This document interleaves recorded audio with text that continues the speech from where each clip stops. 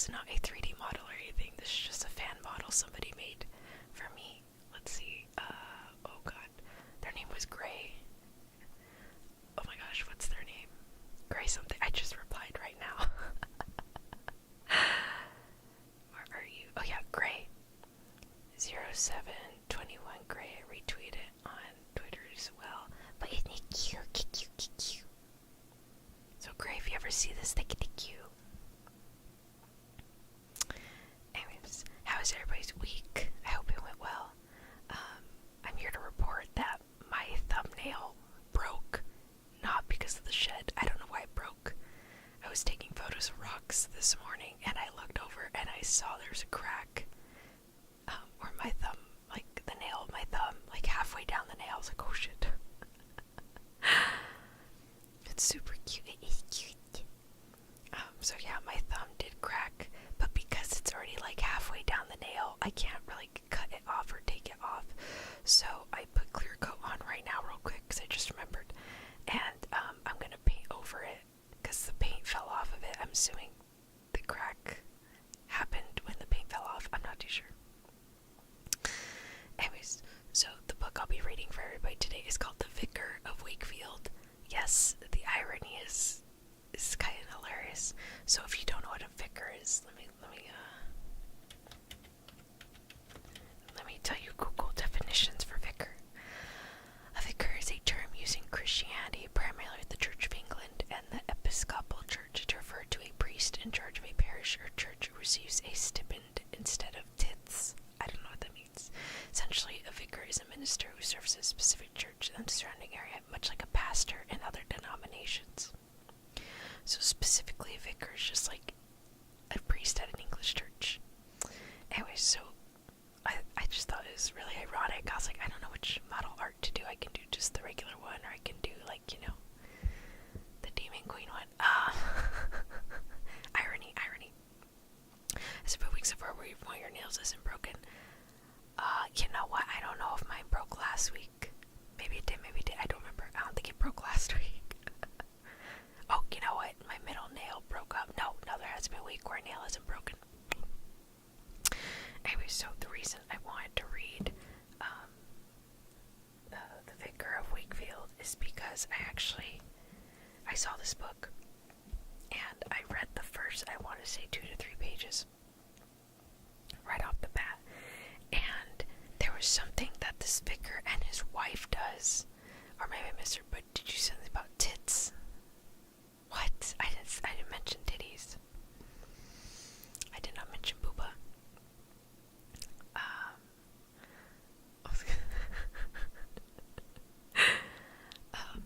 But yeah, I had read the first 3 pages of this book. Okay, the whispering's starting to hurt my throat, so we're gonna do a low talking voice. Anyway, so I've read the first couple pages of this book, and there's something that the vicar and his wife does, and I just thought it was the most hilarious thing in the world, and I immediately bought the book. Apparently this edition is very expensive.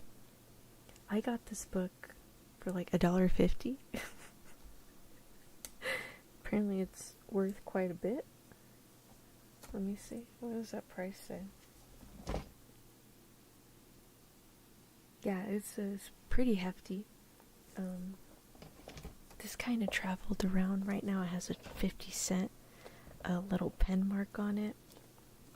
It's not the actual price anymore. Anyways, I actually don't know what the whole plot of this book was. I tried to look it up. It's just the life of a vicar in Wakefield, England.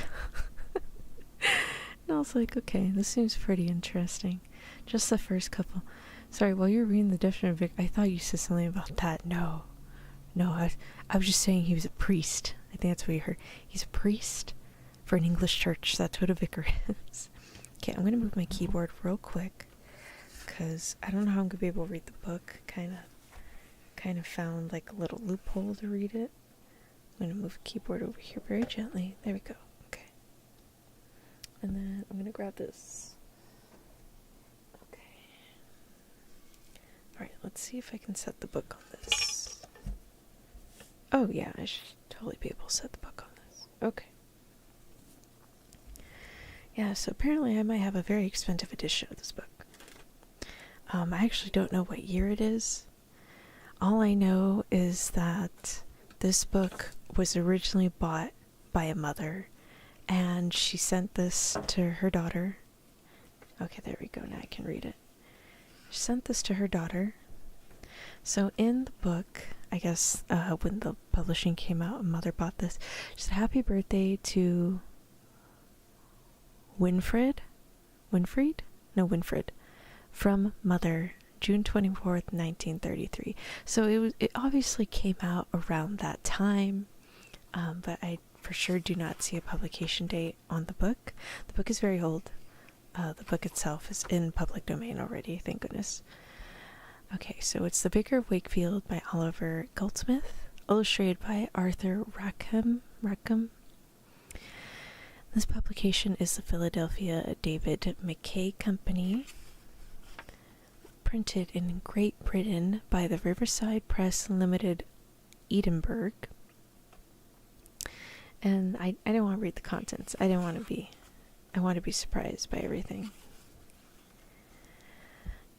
But yeah, this is something I did want to start doing. I wanted to start reading a bunch of old books, and I mean like very old books. And is it like a limit? I think so. When I looked up the book just to like get photo ideas for the thumbnail, the flowers have nothing to do with the Vicar or Wakefield. I just looked up English vintage flower painting. When I was looking up the book to like double check it wasn't public domain, my copy, I saw it on a few listings, and it was like $400, $500. I was like, oh dear. Not gonna lie, I probably have several rare books in my collection that can probably go for a couple $100 that I got very cheaply. Let's see. Just because at the bookstore I used to work at, we have like an Amazon to sell books, but if it doesn't have an ISBN number, it doesn't let you upload it for some reason. So we just kind of had to like sell some of the older books just in shop really cheaply, you know. In this case, I don't think they actually looked up the book edition. I obviously didn't know it was this expensive. If I had known, I would have given it to like the book guy. But yeah, when I looked up this edition, it was like the Philadelphia one with the same cover and all that. Pristine, not pristine, but good enough condition. It's like $500. There is slight water damage on the back, but again, this is my own personal copy that I would like to keep. I don't plan to resell the book. But yeah, I like the illustrations. They look really pretty. I'm loving the pose of the Vicar too. It's so funny.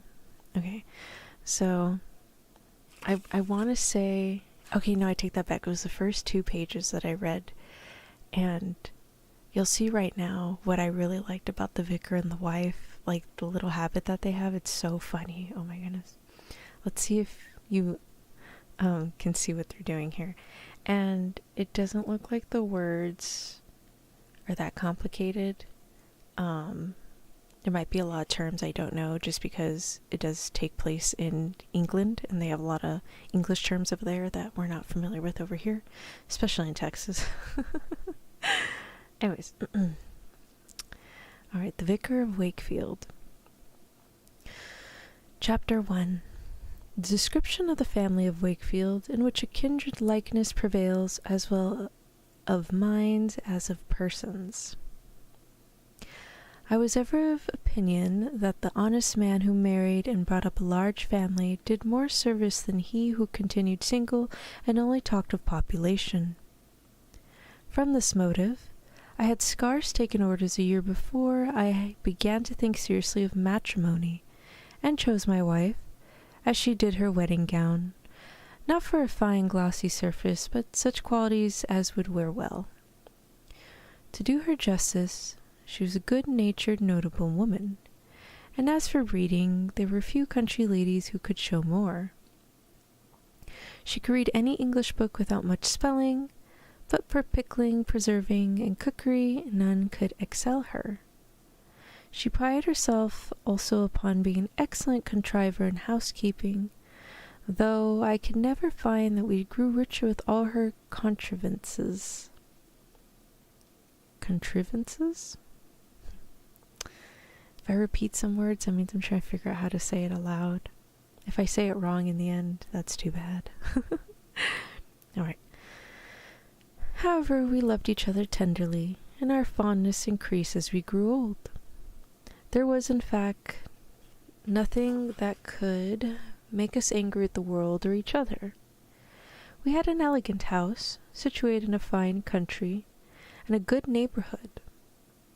The year was spent in a moral or rural amusement, in visiting our rich neighbors and relieving such as were poor. We had no revolutions to fear, nor fatigues to undergo. All our adventures were by the fireside, and all our migrations from the blue bed to the brown. As we lived near the road, we often had the traveler or stranger visit us to taste our gooseberry wine, for which we had great reputation. And I profess, with the veracity of historian, that I never knew one of them find fault with it. Our cousins, too, even to the 40th remove, all remembered their affinity, without any help from the herald's office, and came very frequently to see us. Some of them did us no great honor by these claims of kindred, as we had the blind, the maimed, and a halt among the number. However, my wife always insisted, as they were the same flesh and blood, they should sit with us at the same table. So that if we had not very rich, we generally had very happy friends about us. For this remark will hold good through life, that the poorer the guest, the better pleased he ever is with being treated. And as some men gaze with admiration at the colors of a tulip or the wing of a butterfly, so I was by nature an admirer of happy human faces. However, when any one of our relations was found to be a person of very bad character, a troublesome guest, or one we desired to get rid of, upon his leaving my house I ever took care to lend him a riding coat, or a pair of boots, or sometimes a horse of small value, and always had the satisfaction of finding he never came back to return them. By this the house was cleared of such as we did not like, but never was the family of Wakefield known to turn the traveler or the poor dependent out of doors. Alright, Bubba, see you in a bit. So that was actually the funny part that led me to buy this book, was the fact that the vicar and his wife, if there was something, God, I would consider it all day. So the vicar's wife, if there was something they didn't want anymore, or they just wanted to get rid of it, they would just give it to somebody who they thought was bad company, because that person is more than likely not coming back. And the fact that they did this, I just found to be the most hilarious thing. I thought, okay, yeah, I guess they didn't have thrift stores back then, so you just give it to people who more than likely were not going to bring it back. But yeah, this is that specific thing that they do is what led me to pick up this book. After this, I'm not too sure what happens, so we'll see how it goes. Thus we lived several years in a state of much happiness, but that we sometimes had those little rubs with Providence, sent to enhance the value of its favors. My orchard was often robbed by schoolboys, and my wife's custards plundered by the cats or the children. The squire would sometimes fall asleep in the most pathetic parts of my sermon, or his lady returned my wife's civilities at church with a mutilated courtesy. But we soon got over the uneasiness caused by such accident, and usually in 3 or 4 days began to wonder how they vexed us. My children, the offspring of temperance, as they were educated without softness, so they were at once well-formed and healthy. My sons hardy and active, and my daughters beautiful and blooming. When I stood in the midst of the little circle, which promised to be the supports of my declining age, I could not avoid repeating the famous story of Count Abensberg, who in Henry II's progress through Germany, while other courtiers came with their treasures, brought his 32 children and presented them to his sovereign as the most valuable offerings he had to bestow. In this manner, though, I had but 6. You ever shop around a yard garage or estate sale for books? Oh, definitely. All the time. If I go to a thrift store or flea market or something, or just any thrift sale place, I always go for the books first. That's like my number one priority. Unless something else catches my eye.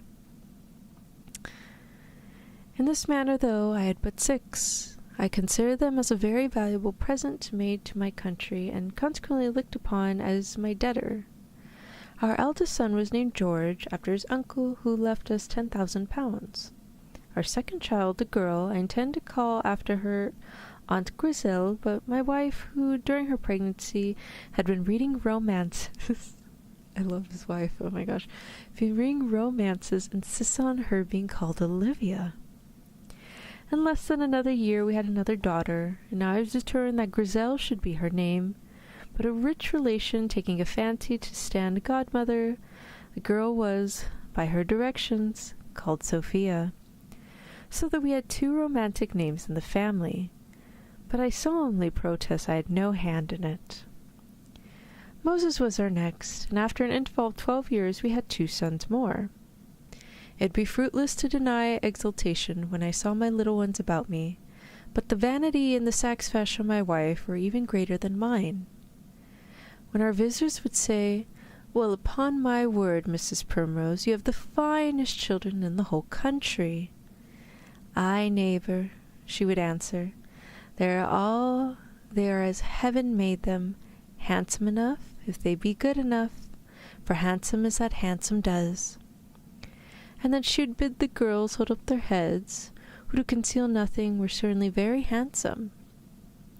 Mere outside is so very trifling a circumstance with me that I should scarce have remembered to mention it had not been a general topic of conversation in the country. Olivia, now 18, had the luxuriancy of a beauty with which painters generally draw Hebe, open, sprightly, and commanding. Sophia's features were not so striking at first, but often did more certain execution, for they were soft, modest, and alluring, the one vanquished by a single blow and the other by efforts successfully repeated. The temper of a woman is generally formed from the turn of her features. At first it was so with my daughters. Olivia wished for many lovers, Sophia to secure one. Olivia was often affected from too great a desire to please. Very sorry about that. Olivia wished for many lovers, Sophia to secure one. Olivia was often affected from too great a desire to please. Sophia even repressed excellence from her fears to offend. The one entertained me with her vivacity when I was gay, and the other with her sense when I was serious. But these qualities were never carried to excess in either, and I have often seen them exchange characters for a whole day together. A suit of mourning has transformed my coquette into a prude, and a new set of ribbons has given her younger sister more than natural vivacity. My eldest son George was bred at Oxford, as I intended him for one of the learned professions. My second boy Moses, whom I designed for business, received a sort of miscellaneous education at home. But it is needless to attempt describing the particular characters of young people that had seen but very little of the world. In short, a family likeness prevailed through all, and, properly speaking, they had but one character, that of being all equally generous, credulous, simple, and inoffensive. Chapter 2. Family Misfortunes. The loss of fortune only serves to increase the pride of the worthy. The temporal concerns of our family were chiefly committed to my wife's management. As to the spiritual, I took them entirely under my own direction. The profits of my living, which amounted to but £35 a year, I made over to the orphanage and widows of the clergy of our diocese. For having a fortune of my own, I was careless of temporalities, and felt a secret pleasure in doing my duty without reward. I also set a resolution of keeping no curate, and of being acquainted with every man in the parish, exhorting the married men to temperance, and the bachelors to matrimony. So in a few years it was a common saying that there were 3 strange wants at Wakefield: a parson wanting pride, young men wanting wives, and alehouses wanting customers. Matrimony was always one of my favorite topics, and I wrote several sermons to prove its happiness. But there's a peculiar tenet which I made a point of supporting, for I maintained with Whiston that it was unlawful for a priest of the Church of England, after the death of his first wife, to take a second, or, to express in one word, I valued myself upon being a strict monogamist. I was early initiated into this important dispute, on which so many laborious volumes had been written. I published some tracts upon the subject myself, which, as they never sold, I have the consolation of thinking were read only by the happy few.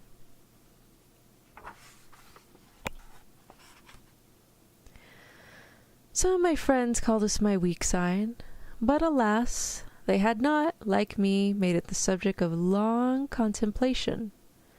The more I reflected upon it, and the more important it appeared, I even went a step beyond Whiston in displaying my principles, as he had engraven upon his wife's tomb that she was the only wife of William Whiston.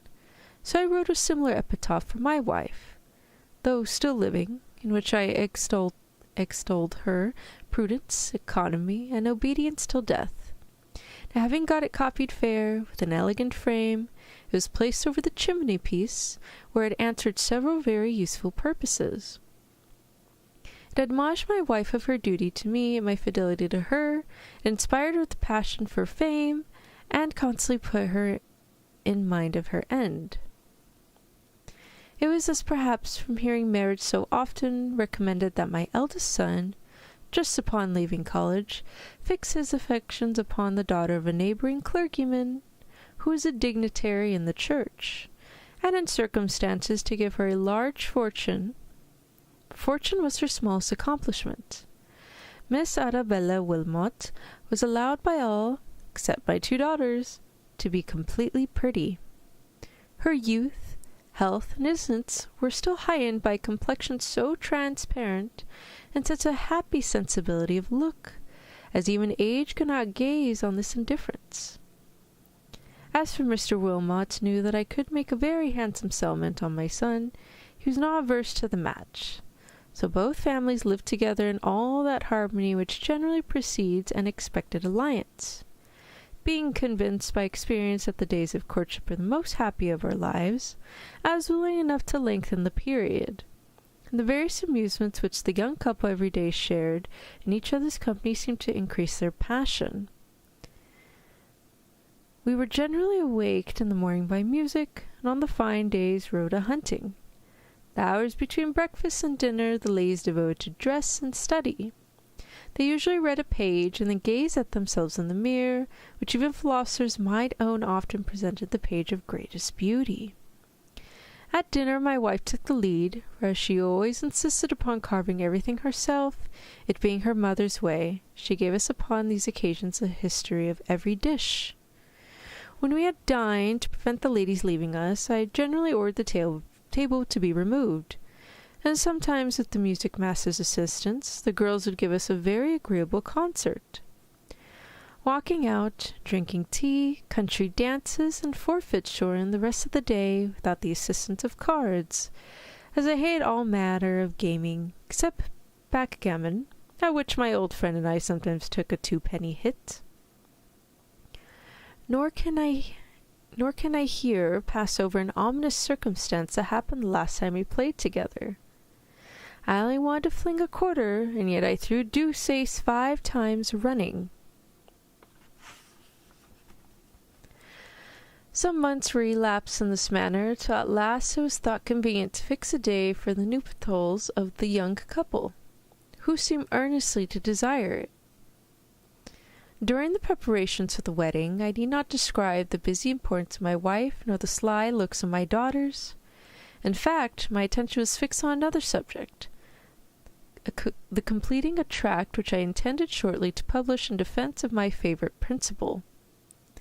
As I looked upon this as a masterpiece, both for argument and style, I could not, in the pride of my heart, avoid showing it to my old friend, Mr. Wilmot, as I made no doubt of receiving his approbation. But not till too late I discovered that he was most violently attached to the contrary opinion, and with good reason. Oh no. Oh, I think I know where this is going. As may be expected, produced a dispute intended with some acrimony, which threatened to interrupt our intended alliance.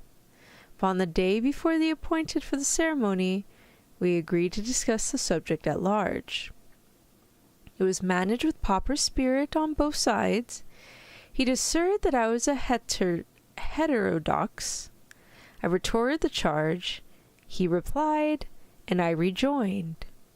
In the meantime, while the controversy was hottest, I was called up by one of my relations, who, with a face of concern, advised me to give up the dispute, at least till my son's wedding was over.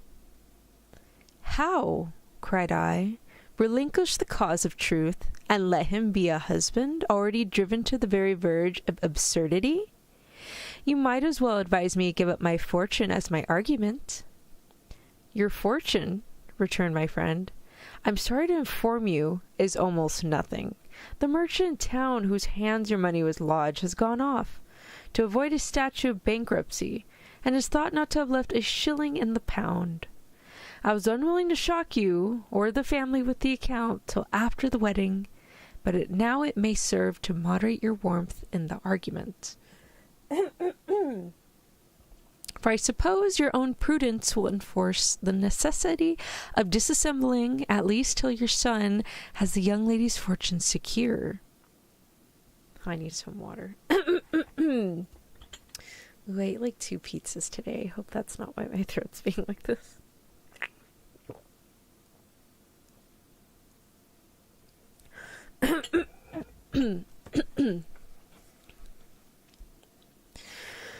"Well," returned I, "if what you tell me be true, and if I am to be a beggar, it shall never make me a rascal, or induce me to disavow my principles.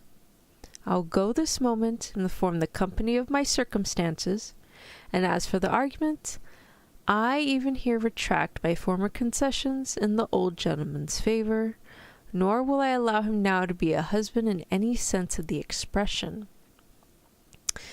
It would be endless to describe the different sensations of both families when I divulged the news of our misfortunes.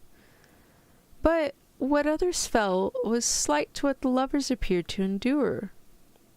Mr. Wilmot, who seemed before sufficiently inclined to break off the match, was by this blow soon determined. One virtue he had in perfection, which was prudence, too often the only one that has left us at 72. I think they broke up the wedding, but I'm not like 100% sure. That's the thing with a lot of old classic books, is they had a particular language that most people could understand back then, but lots of people really wouldn't understand the language now. Even with the education I had, which is just basic public education, maybe some pre-AP stuff, but even then, we kind of just found meaning in the words, but I don't think we ever got into describing how the words were said in relation to context, which is unfortunate because there's like a lot of really good classic novels that I wish I understood better, but unfortunately I just am not equipped with the understanding to formulate that language in a way I understand.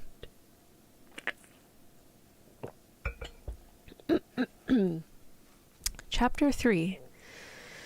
A migration. The fortunate circumstances of our lives are generally found at last to be of our own procuring.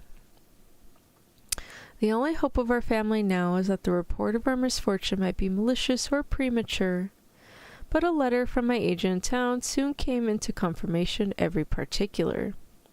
The loss of fortune to myself alone would have been trifling. The only uneasiness I felt was for my family, who were to be humble without an education and render them callous to contempt.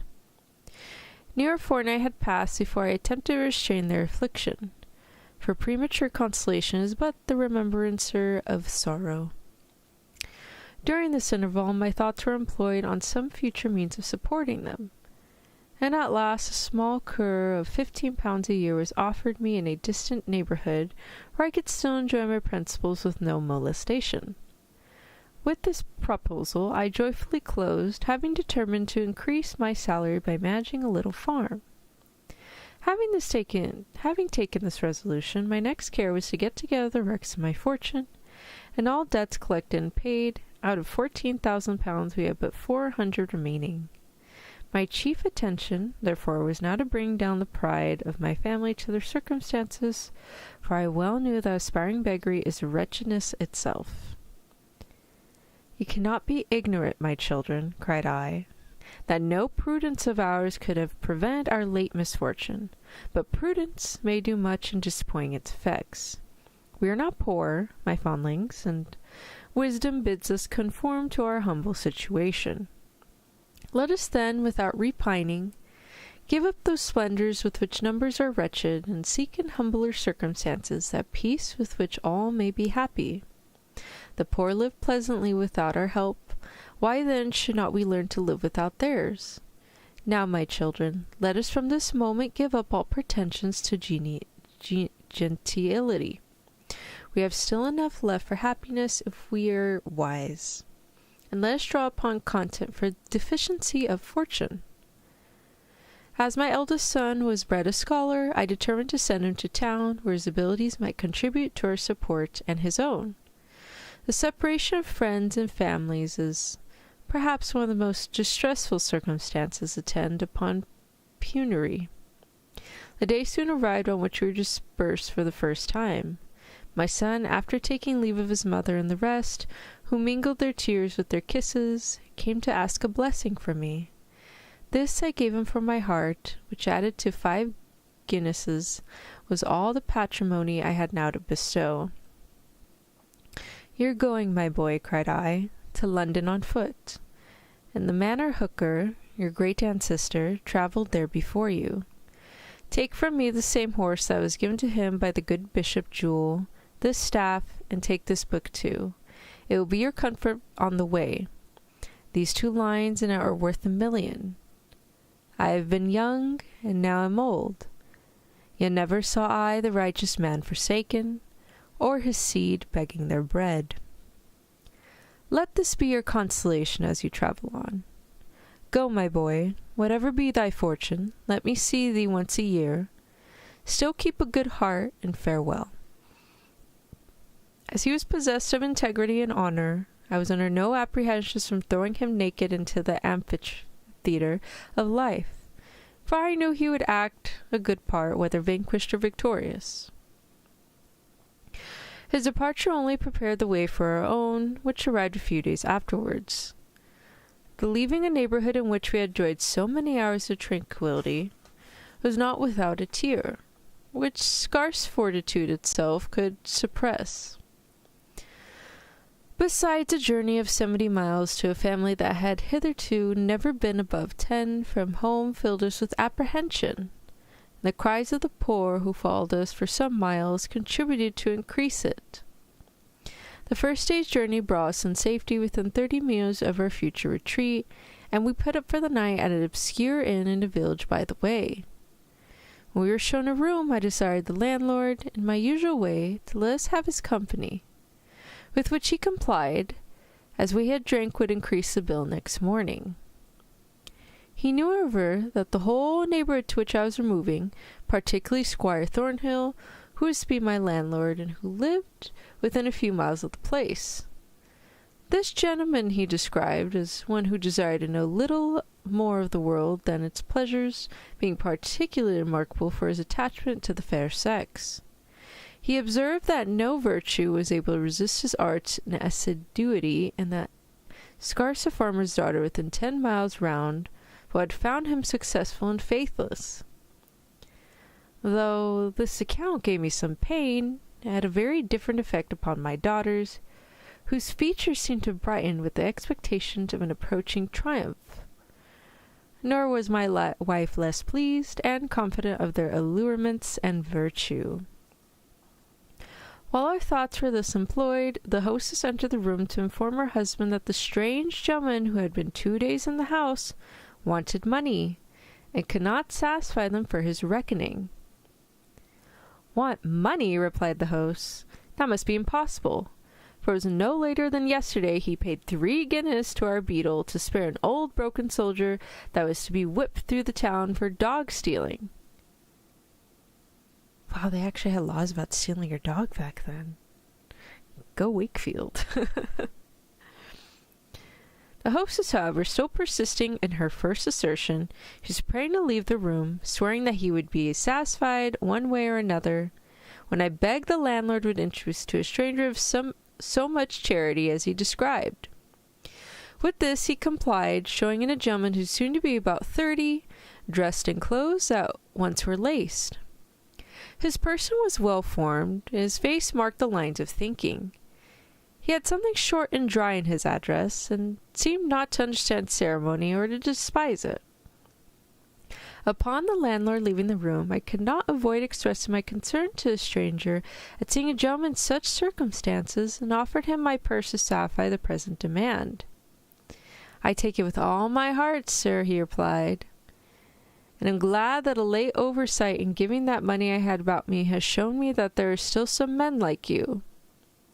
I must, however, previously entreat being informed of the name and residence of my benefactor, in order to pay him as soon as possible." In this I satisfied him fully, not only mentioning my name and late misfortunes, but the place to which I was going to remove. "This," cried he, "happened still more luckily than I hoped for, as I am going the same way myself, having been detained here 2 days by the floods, which I hope by tomorrow will be found passable." I testified the pleasure I should have in his company, and my wife and daughters joining in entreaty, he was prevailed upon to stay to supper. The stranger's conversation, which was at once pleasing and instructive, induced me to wish for a continuance of it. But it was now high time to retire and take refreshments against the fatigues of the following day. The next morning we all set forward together, my family on horseback, while Mr. Burchell, our new companion, walked along the footpath by the roadside, observing with a smile that as we were ill-mounted, he'd be too generous to attempt leaving us behind. As the floods were not yet subsided, we were obliged to hire a guide, who trod on before, Mr. Burchell and I bring up the rear. We lightened the fatigues of the road with philosophical disputes, which he seemed to understand perfectly, but what surprised me most was that though he was a money borrower, he defended his opinions with as much obstinacy as he had been my patron. He now and then also informed me if he had been to whom the different seats belonged that lay in our view as we travelled the road. "That," cried he, pointing to a very magnificent house which stood at some distance, "belongs to Mr. Thornhill, a young gentleman who enjoys a large fortune, though entirely dependent on the will of his uncle, Sir William Thornhill. A gentleman who, content with a little himself, permits his nephew to enjoy the rest, and chiefly resides in town." "What?" cried I. "Is my young landlord then the nephew of a man whose I have heard Sir William Thornhill represent as one of the most generous yet whimsical men in the kingdom? A man of consummate benevolence?" "Some things, perhaps, too much so," replied Mr. Burchell. "At least he carried benevolence to an excess when young, for his passions were then strong, and as they were all upon the side of virtue, they led it up to a romantic extreme. He earlier began to aim at the qualifications of the soldier and scholar, and was soon distinguished in the army, and had some reputation among men of learning. adulation ever follows the ambitious, for such alone receive most pleasure from flattery. He was surrounded with crowds who showed him only one side of their character, so he began to lose regard for private interest and universal sympathy. He loved all mankind, for fortune prevented him from knowing that there were rascals. Physicians tell us of a disorder in which the whole body is so exquisitely sensible that the slightest touch gives pain. What some have thus suffered in their persons, is Schumann felt in his mind. The slightest distress, whether real or fictitious, touched him to the quick, and his soul labored under a sickly sensibility of the miseries of others. Thus disposed to relieve, it will be easily conjectured, he found numbers disposed to solicit. His profusions began to impair his fortune, but not his good nature. That indeed was seen to increase as the other seemed to decay. He grew improvident as he grew poor, and though he talked like a man of sense, his actions were those of a fool. Still, however, being surrounded with importunity, and no longer able to satisfy every request that was made him, instead of money, he gave promises. They were all he had to bestow, and he had not resolution enough to give any man pain by denial. By this he drew round him crowds of dependents, whom he was sure to disappoint, yet wished to relieve. These hung upon him for a time, and left him with merited reproaches and contempt. But in proportion as he became contemptible to others, he became despicable to himself. His mind had leaned upon their adulation, and that support taken away, he could find no pleasure in the applause of his heart, which he had never learned to reverence. The world now began to wear a different aspect. The flattery of his friends began to dwindle into simple approbation. Approbation soon took the more friendly form of advice, and advice, when rejected, produced their reproaches. He now, therefore, found that such friends as benefits had gathered around him were little estimable. He now found that a man's own heart must be ever given to gain that of another. I now found that, I forgot what I was going to observe. In short, sir, he resolved to respect himself and laid down a plan of restoring his falling fortune. For this purpose, his own whimsical manner, he travelled through Europe on foot. And now, though he has scarce attained the age of 30, his circumstances are more affluent than ever. At present, his bounties are more rational and moderate than before, but still he preserves the character of a humorist. Preserves the character of a humorist and finds most pleasurable and eccentric virtues. At pick of food. Oh, okay, cool. Enjoy your nom-noms. Nom-nom-nom-nom. My attention was so much taken up by Mr. Burchell's account that I scarce looked forward. As he went along till we were alarmed by the cries of my family, when turning, I perceived my youngest daughter in the midst of a rapid stream. Thrown from her horse and struggling with the torrent, she had sunk twice, nor was it in my power to disengage myself in time to bring her relief. My sensations were even too violent to permit my attempting her rescue. She must have certainly perished had not my companion, perceiving her danger, instantly plunged in to her relief, and with some difficulty brought her in safety to the opposite shore.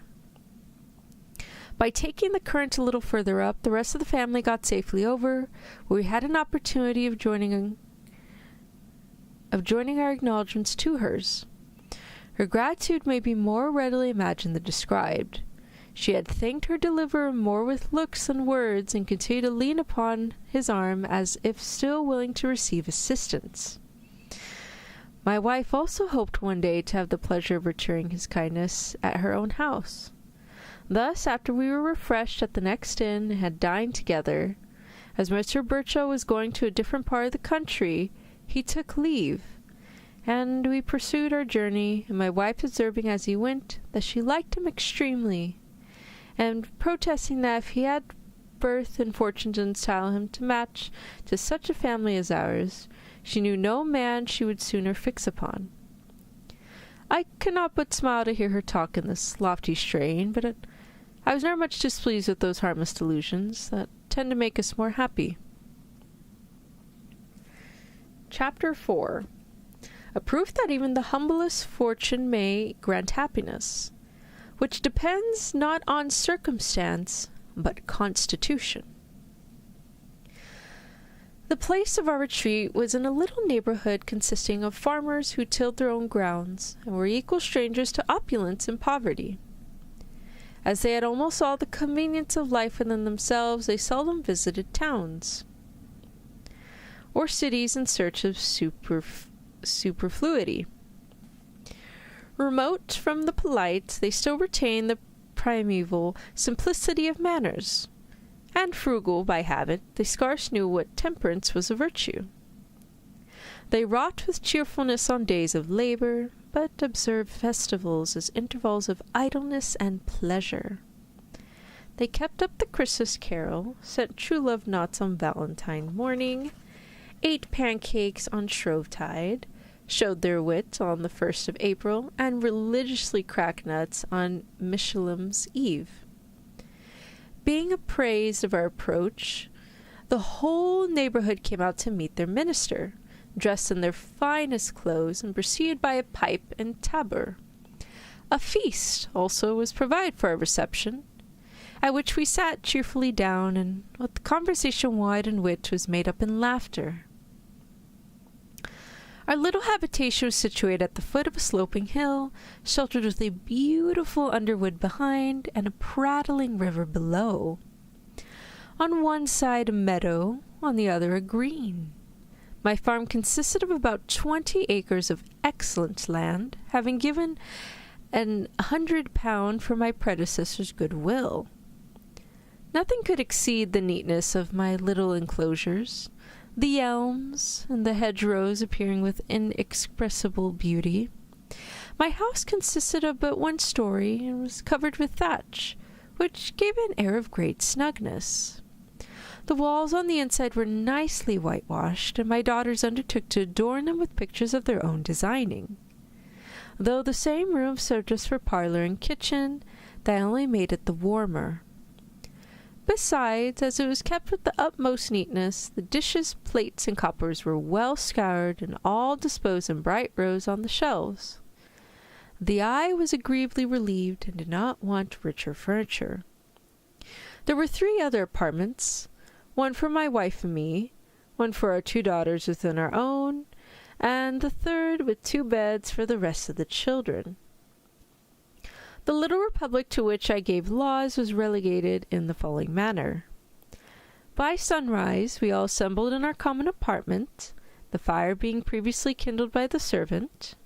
After we had salutated each other with proper ceremony, for I always thought fit to keep up with some mechanical forms of good breeding, without which freedom ever destroys friendship, we all bent in gratitude to the being who gave us another day. This duty being performed, my son and I went to pursue our usual industry abroad, while my wife and daughters employed themselves providing breakfast, which was always ready at a certain time.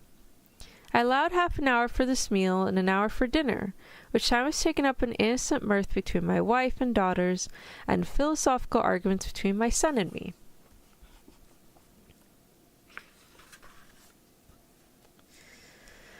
As we rose with the sun, so we never pursued our labors after it was gone down, but returned home to the expecting family, where smiling looks, a neat hearth, and a pleasant fire were prepared for our reception.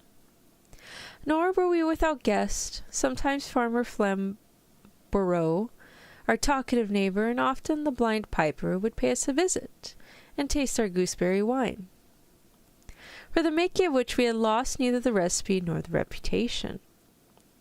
These harmless people had several ways of being good company.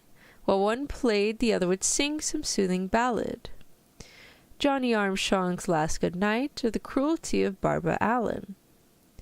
The night was concluded in the manner we began the morning, my youngest boys being appointed to read the lessons of the day, and he that read loudest, distinctest, and best was to have halfpenny on Sunday to put into the poor's box. When Sunday came, it was indeed a day of finery, which all my sumptuary edicts would not restrain.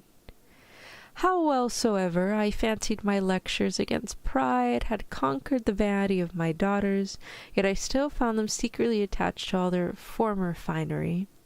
They still loved laces, ribands, bugles, and catgut, because I formerly happened to say it became her. The first Sunday in particular, their behaviour served to mortify me. I desired my girls the preceding night to be dressed early the next day, but I always loved to be at church a good while before the rest of the congregation. They punctually obeyed my directions, but when we were assembled in the morning at breakfast, down came my wife and daughters, dressed out in all their former splendour, their hair plastered up with pomatum, and their faces patched to taste, their trains bundled up in a heap behind, wrestling at every motion. I could not help smiling at their vanity, particularly that of my wife, whom I expected more discretion. In this exigence, therefore, my only resource was to order my son, with the important air, to call our coach. The girls were amazed at the command, but I repeated it with more solemnity than before. "Surely, my dear, you jest," cried my wife. "We can walk it perfectly well. We want no coach to carry us now." "You mistake, child," returned I. "We do not want a coach, for if we walk to the church in this trim, the very children of the parish will hoot after us." "Indeed," replied my wife, "I always imagined that my Charles was fond of seeing his children neat and handsome about him." "You may be as neat as you please," interrupted I, "and I shall love you the better for it, but all this is not neatness but frippery. These rufflings and pinkings and patchings will only make us hated by all the wives of our neighbours. No, my children," continued I more gravely, "those gowns may be altered into something of a plainer cut, for finery is very unbecoming in us who want the means of decency. I do not know whether such flouncing and shredding is becoming even in the rich. If we consider, upon a moderate calculation, that the nakedness and the indigent world might be clothed from the trimmings of the vain." This remonstrance had the proper effect. They went with great composure that very instant to change their dress, and the next day had the satisfaction of finding my daughters, at their own request, employed in cutting up their trains into Sunday waistcoats for Dick and Bill, the two little ones, and what was still more satisfactory, the gowns seemed improved by this curtailing. Ah. Ooh, the illustration looks really pretty. Hi, Sheriff Pumpkin. Welcome. I'm sorry, I would show you guys the illustrations, but, I don't know if I could have maintained, a neat setup with a hand cam, so this is what we got. Okay, and my hand is getting tired, so I'm going to press the book further on the stand. Alright. Oh, my back. Should I drink some water? I should drink some water.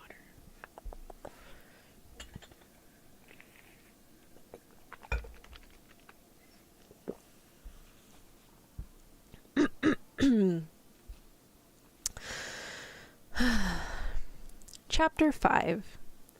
A new and great acquaintance introduced. What we place most hopes upon generally proves most fatal. Oh, wait, I really like that quote. What we place most hopes upon generally proves most fatal. Ooh, that's a good quote. Keep that in mind, everybody. Also, I don't know why my headphones are on. I hear no music. There's nothing for me to keep track of. Okay. At a small distance from the house, my predecessor had made a seat, overshaded by a hedge of hawthorn and honeysuckle. Here, when the weather was fine and our labor soon finished, we usually sat together to enjoy an extensive landscape and the calm of the evening. Here, too, we drank tea, which now was become an occasional banquet, and, as we had it but seldom, it diffused a new joy, the preparations for it being made with no small share of bustle and ceremony. On these occasions, our two little ones always read for us, and they were regularly served after we had done. Sometimes, to give a variety to our amusements, the girls sang to the guitar. While they thus formed a little concert, my wife and I would stroll down the sloping field that was embellished with bluebells and century,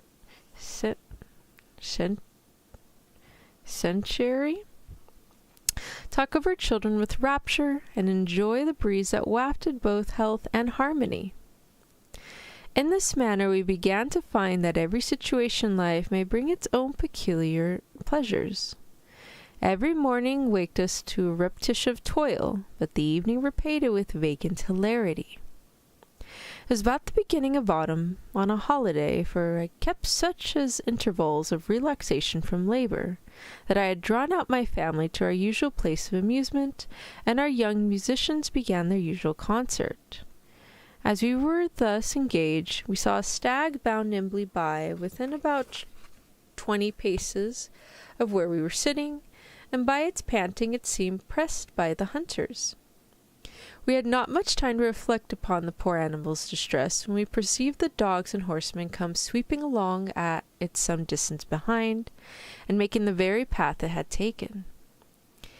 I was instantly for returning in with my family, but either curiosity or surprise, or some hidden motive, held my wife and daughters to their seats. The huntsman who rode foremost passed us with great swiftness, followed by 4 or 5 persons more, who seemed in equal haste. At last a young gentleman of more genteel appearance than the rest came forward, and for a while regarding us, stood pursuing the chase, stopped short, giving a horse to a servant who attended, and approached us with a careless, superior air. He seemed to want no introduction, but was going to salutate my daughters as one serve a kind reception, but they had early learned the lesson of looking presumptuous out of countenance. Upon which he let us know that his name was Thornhill, and he was the owner of the estate that lay for some extent round us. He again, therefore, offered to salute the female part of the family, and such was the power of fortune and fine clothes they found no second repulse.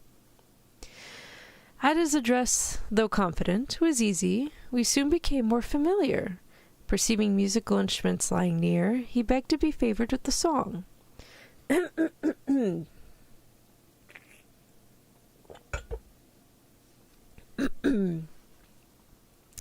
As I did not approve of such disproportionate acquaintances, I winked upon my daughters in order to prevent their compliance, but my hint was counteracted by one from their mother, so that with a cheerful air they gave us a favourite song of Dryden's. Mr. Thornhill seemed highly delighted with the performance and choice, and then took up the guitar himself. He played, but very indifferently. However, my eldest daughter repaid his former applause with interest, and assured him that his tones were louder than even those of her master. At this compliance he bowed, which she returned with a curtsy. He praised her taste, and she commended his understanding. An age could not have made them better acquainted. While the fond mother, too, equally happily, insisted upon her landlord stepping in and tasting a glass of her gooseberry, the whole family seemed earnest to please him. My girls attempted to entertain with the topic they thought most modern, while Moses, on the contrary, gave him a question or two from the ancients, for which he had the satisfaction of being laughed at.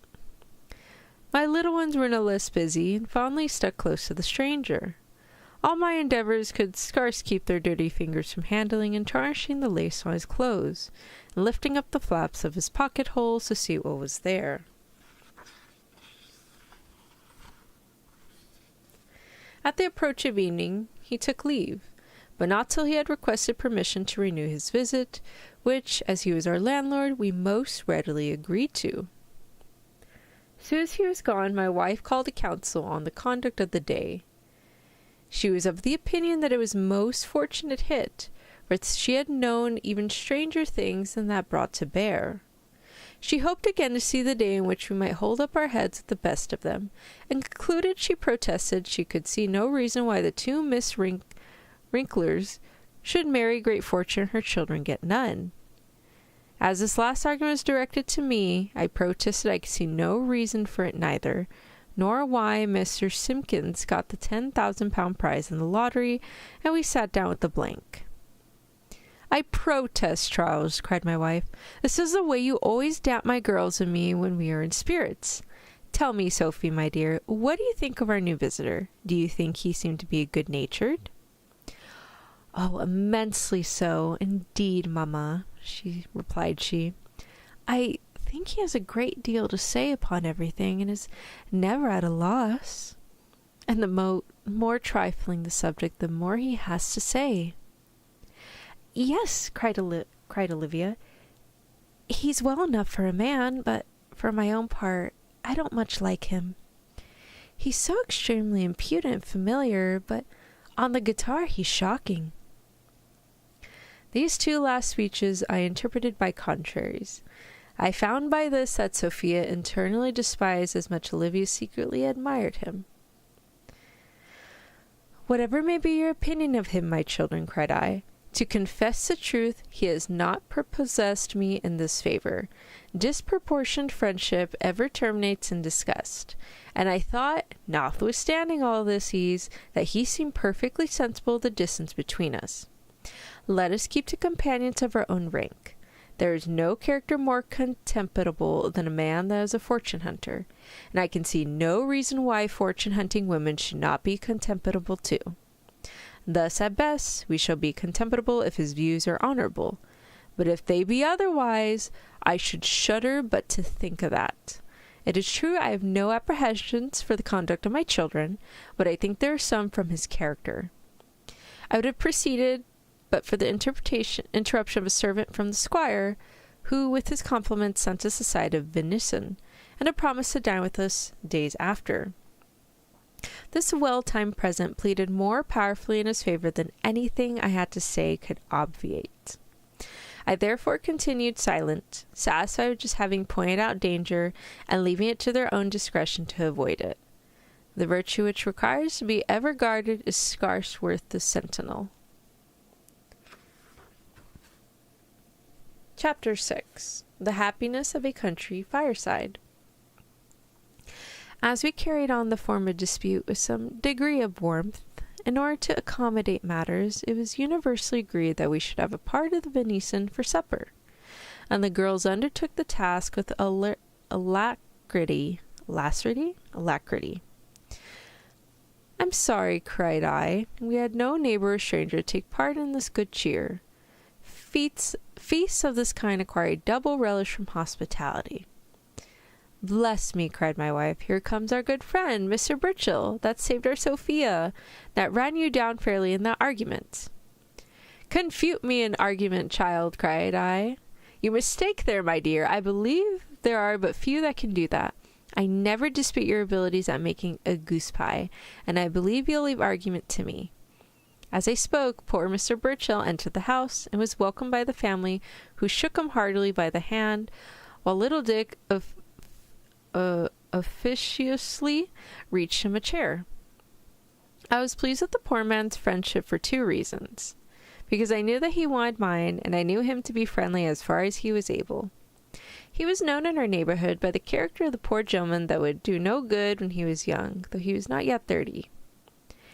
He would at intervals talk with great good sense, but in general he was fondest of the company of children, whom he used to call harmless little men. He was famous, I found, for singing them ballads and telling them stories, and seldom went out without something in his pocket for them, a piece of gingerbread or a halfpenny whistle. He generally came for a few days with our neighbourhood once a year, and lived upon the neighbours' hospitality. He sat down to supper among us. My wife was not sparing of her gooseberry wine. The tale went round, and he sung us old songs and gave the children's story of the Buck of Beverland, with the history of Patient Grizzle, the adventures of Catskin, and then fair Rosamond's bower. I was like, ooh, that next sentence. It's okay. This is not mind out the gutter. Our cock, which always grew at 11, now told us it was time for repose, but an unforeseen difficulty started about lodging the stranger. All of our beds were already taken up, and it was too late to send him to the next alehouse. In this dilemma, little Dick offered him his part of the bed if his brother Moses would let him lie with him. "And I," cried Bill, "will give Mr. Burchell my part if my sisters will let me take me to theirs." "Well done, my good children," cried I. "Hospitality is one of the first Christian duties. The beast retires to its shelter, and the bird flies to its nest. But helpless man can only find refuge from his fellow creature. The greatest stranger in this world was he that came to save it. He never had a house, as if willing to see what hospitality was left remaining among us. Deborah, my dear," cried I to my wife, "give those boys a lump of sugar each, and let Dick's be the largest, 'cause he spoke first." In the morning early I called out my family to help at saving an aftergrowth of hay, and our guest offering his assistance, he was accepted among the number. Our labours went on lightly. We turned the swath to the wind. I went foremost, and the rest followed in due succession. I could not avoid, however, observing the assiduity of Mr. Burchell in assisting my daughter Sophia in her part of the task. When he had finished his own, he would join in hers, and enter into a close conversation. But I had too good of an opinion of Sophia's understanding. Nah, man, I think Mr. Burchell's, like, smitten with Sophia, and Olivia wants to, like, get with the landlord. I was too well convinced of her ambition to be under any uneasiness from a man of broken fortune. When we were finished for the day, Mr. Burchell was invited as on the night before, but he refused, as he was to lie that night at a neighbour's, to whose child he was carrying a whistle. When gone, our conversation at supper turned upon our late unfortunate guest. "What a strong instance," said I, "is that poor man of miseries attending a youth of levity and extravagance. He by no means wants sense, which only serves to aggravate his former folly. Poor forlorn creature, where are now the revellers, the flatterers, that he could once inspire and command? Gone, perhaps, to attend the bagnio, pander, grown rich by his extravagance. They once praised him, and now they applaud the pander. Their former raptures at his wit are now converted into sarcasms at his folly. He is poor, and perhaps deserves poverty, for he has neither the ambition to be independent nor the skill to be useful." Prompted perhaps by some secret reasons, I delivered this observation with too much acrimony, which my Sophia gently reproved. "Whatsoever this former conduct may have been, papa, his circumstances should exempt him from censure now. His present indignance is a sufficient punishment for former folly. And I had heard my papa himself say that we should never strike our unnecessary blood a victim over whom Providence holds the scourge of its resentment." "You're right, Sophie," cried my son Moses. "One of the ancients finally represents so malicious a conduct by the attempts of a rustic to flay Marsyas, whose skin, the fable tells us, had been fully stripped off by another. Besides, I don't know if this poor man's situation be so bad as my father would represent it. We're not to judge of the feelings of others by what we might feel in their place. However dark the habitation of the mole to our eyes, yet the animal itself finds the apartment sufficiently lightsome. And, to confess the truth, this man's mind seems fit to be his station, for I never heard anyone more sprightly than he was today when he conversed with you." This was said without the least design, however excited a blush, which she strove to cover by an affected laugh, assuring him that she scarce took any notice of what he had said to her, but that she believed he might once have been a very fine gentleman. The readiness with which she undertook to vindicate herself, and her blushing were symptoms I did not internally approve, but I repressed my suspicions. As we expected our landlord the next day, my wife went to make the venison pasty. Moses sat reading while I taught the little one. My daughters seemed equally busy with the rest, and I observed them for a good while cooking something over the fire. I at first supposed they were assisting their mother, but little Dick informed me in a whisper that they were making a wash for their face. Washes of all kinds I had a natural antipathy to, for I knew that instead of mending the complexion, they spoiled it. I therefore approached my chair by slight degrees to the fire, and grasping the poker as if it wanted mending, seemingly by accident, overturned the whole composition, and it was too late to begin. Oh man, he's like, oh, they're making like that gross wash stuff to put on their face. He just, oops, sorry, and he just dumps the whole thing. That's so funny. I'm glad I picked up this book. Everyone's like kind of quirky in their own way. It's really cute. Oops. Okay, Chapter 7. A town wit described. The dullest fellows may learn to be comical for a night or two. Drink some water.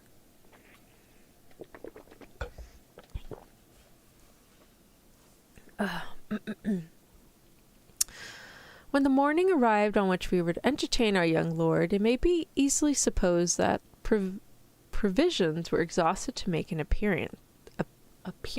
Goodness gracious. It may also be conjectured that my wife and daughters expanded their gayest plumage upon this occasion. Mr. Thornhill came with a couple of friends, his chaplain and feeder. The servants, who were numerous, he politely ordered to the next alehouse, but my wife, in the triumph of her heart, insisted on entertaining them all, for which, by the by, our family was pinched for 3 weeks after. Oh, is this a story about cheating? No, it's just about the vicar and his life, but him and his family do the quirkiest things. It's so funny. So as of right now, their bank people ran off with their money, so they moved to a house in Thornhill. So right now, his eldest daughter wants to go with the landlord, which is Mr. Thornhill, and his youngest daughter, and she's not that young. Or maybe she is. Oh, no, yeah. Yeah, youngest. Because Olivia, his eldest, is 18, so she would be younger. Probably like 16, 17. She has a crush on Mr. Burchill, which is the guy that saved her from drowning. But no, he's like solely committed to his wife. What was it? So I don't think there's gonna be any cheating, but there's gonna be perhaps some drama, maybe. And then I don't know if his eldest son actually did marry that girl or not. I don't think she did, because he had an argument with the father of the girl. Anyways.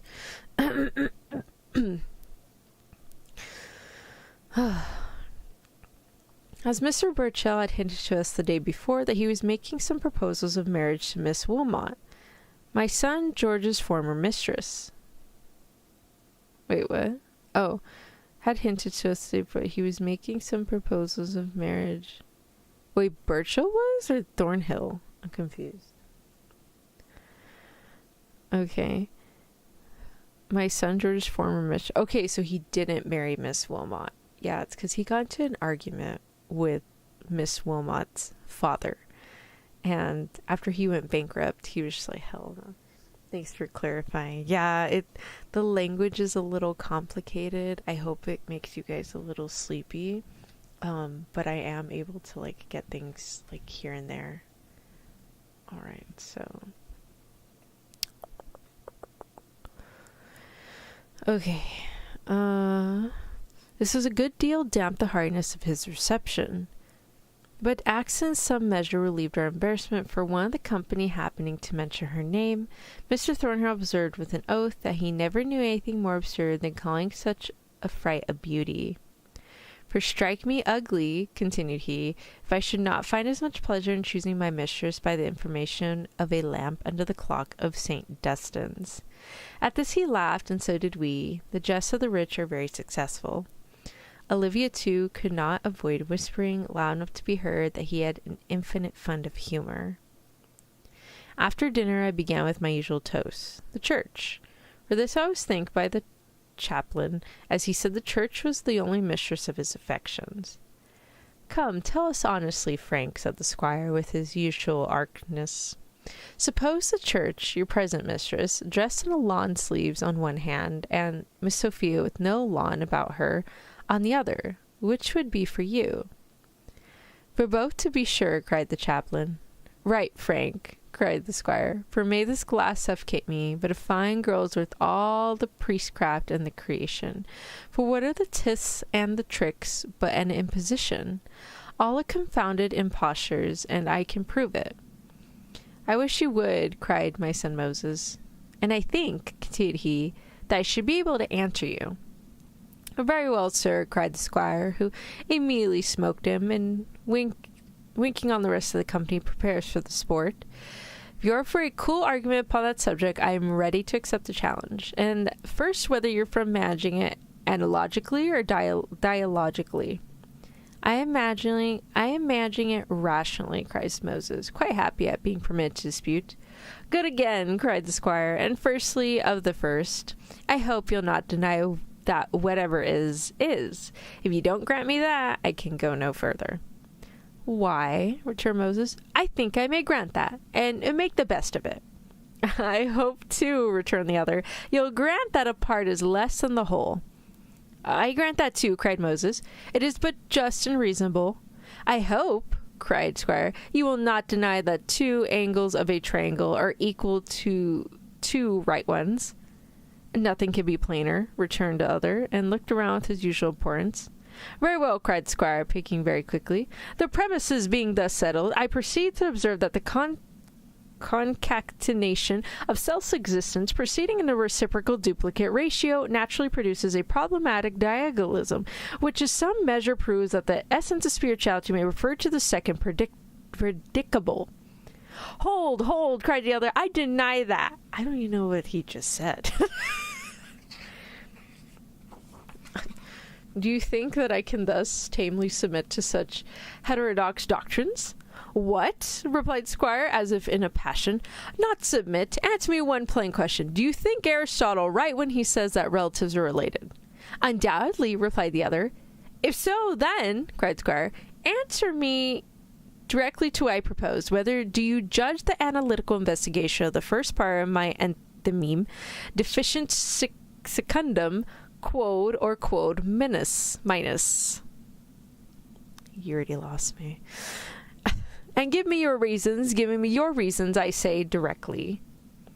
I protest, cries Moses. I don't rightly comprehend the force of your reasoning, but if it to be reduced to one simple proposition, I fancy it may then have an answer. Oh, sir, cried the squire, I'm your most humble servant. I find you want me to furnish you with argument and intellects too. No, sir, there I protest you are too hard for me.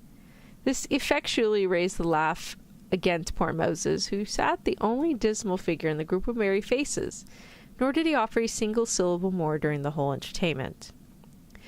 But though all this gave me no pleasure, it had been very different effect upon Olivia, who mistook it for humour, though but a mere act of the memory. She thought him, therefore, a very fine gentleman, and such as consider what powerful ingredients a good figure, fine clothes, and fortune are in that character will easily forgive her. Mr. Thornhill, notwithstanding his real ignorance, talked with ease and could expatiate upon the common topics of conversation with fluency. It's not surprising, then, that such talent should win the affections of a girl who, by education, was taught to value an appearance in herself, and consequently to set a value upon it in another. Upon his departure, we again entered into debate upon the merits of our young landlord. As he directed his looks and conversations to Olivia, it was no longer doubted but that she was the object that induced him to be our visitor. Nor did she seem to be much pleased at the innocent raillery of her brother and sister upon this occasion. Even Deborah herself seemed to share the glory of the day and exulted in her daughter's victory as if it were her own.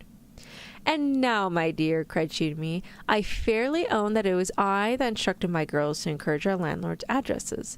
I had always some ambition, and you now see I was right, for who knows how this may end?" "Aye, who knows that indeed," answered I with a groan. "For my part, I don't much like it, and I could have been better pleased with one that was poor and honest than this fine gentleman, with his fortune and infidelity. For depend on it, if he be what I suspect him, no freethinker shall ever have a child of mine." "Sure, father," cried Moses, "you're too severe in this, for heaven will never arraign him for what he thinks, but for what he does. Every man has 1,000 vicious thoughts, which arises without his power to suppress. Thinking freely of religion may be involuntarily with this gentleman, so that allowing his sentiments be wrong, yet he is purely passive in his assent. He is no more to be blamed for his errors than the governor of a city without walls for the shelter he is obliged to afford an invading enemy." "True, my son," I cried. "But if the governor invites the enemy there, he is justly culpable, and such is always the case with those who embrace error. The vice does not lie in assenting to the proofs they see, but in being blind to many of the proofs that offer. So that, though our erroneous opinions be involuntarily, when formed, yet, as we have been wilfully corrupt or very negligent in forming them, we deserve punishment for our vice, or contempt for our folly."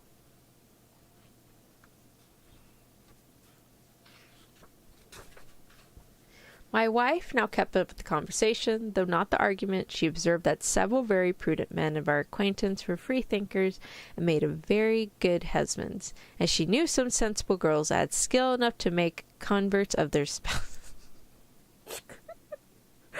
Okay, this is basically like she believes in the "I can fix him" sort of category of wanting to like a person's character, whether fictional or real life. She's very much like, okay, ladies, certain ladies can fix their spouses. I was like, all right. "And who knows, my dear," continued she, "what Olivia may be able to do? The girl has a great deal to say upon every subject, and to my knowledge is very well skilled in controversy." "Why, my dear, what controversy can she have read?" cried I. "It does not occur to me that I ever put such books into her hands, and you certainly overrate her merit." "Indeed, papa," replied Olivia, "she does not, and I have read a great deal of controversy. I have read the disputes between Thwackum and Square, the controversy between Robinson Crusoe and Friday the Savage, and I have now employed in reading the controversy in religious courtship." "Very well," cried I. "That's a good girl. I find you're perfectly qualified for making converts, and so go help your mother make the gooseberry pie." "Hi, Bang. Welcome, Absent. Good morning, miss. Hello." "Well, good morning, you. It's night for me." All right, chapter 8. "An amour which promises little good fortune, yet may be productive of much." The next morning we were again visited by Mr. Burchell, though I began, for certain reasons, to be displeased with the frequency of his return, but I could not refuse him my company and fireside. It is true his labour more than required his entertainment, for he wrought among us with vigour, and either in the meadow or at the hayrick, but put himself foremost. Are you in that school of thought with your man in the game, Tonya? I can fix him? No, I want my man's broken. I want my characters broken. It's so nice when you see them overcome it in their own way, or, just combat it in their own way. A good example is Boot Hill. Oh, I thought it was morning in Ingenuity. It's 9 a.m. Sorry. Oh, wow. Oh, no, right now it's 8 p.m. 8:03 p.m. over here. Time zones. Those are fun. But it's all good. Good morning to you. All right, let's see. Besides, he had always something amusing to say that lessened our toil, and was at once so out of the way, and yet so sensible, that I laughed at it, and pitied him. My only dislike arose from an attachment he discovered to my daughter. He would, in a jesting manner, call her little mistress, and when he bought each of the girls a set of ribbons, hers was the finest. Oh no, Richard Burchell's smitten for Sophia. I am from the US of A. I am a Texas gal. I knew not how, but every day seemed to become more amiable, his wit to improve, and his simplicity to assume the superior airs of wisdom. Our family dined in the field, and we sat, or rather reclined, round a temperate repast, our cloths spread upon the hay, while Mr. Burchell gave cheerfulness to the feast. To heighten our satisfaction, 2 blackbirds answered each other from opposite hedges. The familiar red breast came and pecked the crumble from our hands, and every sound seemed but the echo of tranquillity. I never sit thus, said Sophia, but I think of the 2 lovers, so sweetly described by Mr. Gay, who were struck dead in each other's arms. There's something so pathetic in the description that I had read in 100 times with new rapture. In my opinion, cried my son, the finest strokes in that description are much below those in Accius or Galatea of Ovid. The Roman poet understands the use of contrast better, and upon that figure artfully manage all strength in the pathetic depends. It is remarkable, cried Mr. Burchell, that both the poets you mention have equally contributed to introducing a false taste into their respective countries by loading all their lines with epithet. Men of little genius found them most easily imitated in their defects, and English poetry, like that in the latter empire of Rome, is nothing at present but a combination of luxuriant images, without plot or connection, string of epithets, that improve the sound without carrying on the sense. But perhaps, madam, while I thus reprehend others, you'll think it just that I should give them an opportunity to retaliate. And indeed, I have made this remark only to have an opportunity of introducing to the company a ballad which, whatever be its other defects, is, I think, at least free from those I have mentioned. Your voice smelled. Thank you. You like your man's broken? Yes. I like a good broken character and seeing what they become later. You're like, ooh. This ballad. Do I sing the ballad? Oh, I wasn't good at singing ballads. Let me drink some water. I'll do my best. I'm loving these little illustrations. They're so pretty.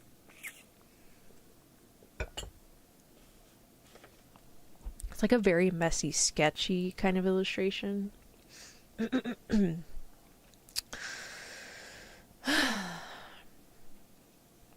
A ballad. Turn, gentle hermit of the dale, and guide my lonely way to where yon taper cheers the vale with hospitable ray.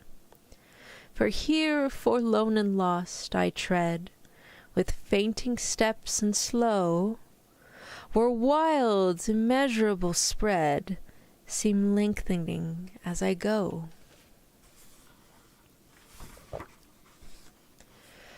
Forbear, my son, the hermit cries, to tempt the dangerous gloom, for yonder faithless phantom flies to lure thee to thy doom. Here to the houseless child of want my doors open still, and though my portion is but scant, I give it with good will. Then turn to night and freely share wherever my cell bestows, my rushy couch and frugal fare, my blessing and repose. No flocks that range the valley free, to slaughter I condemn. Taught by that power that pities me, I learn to pity them.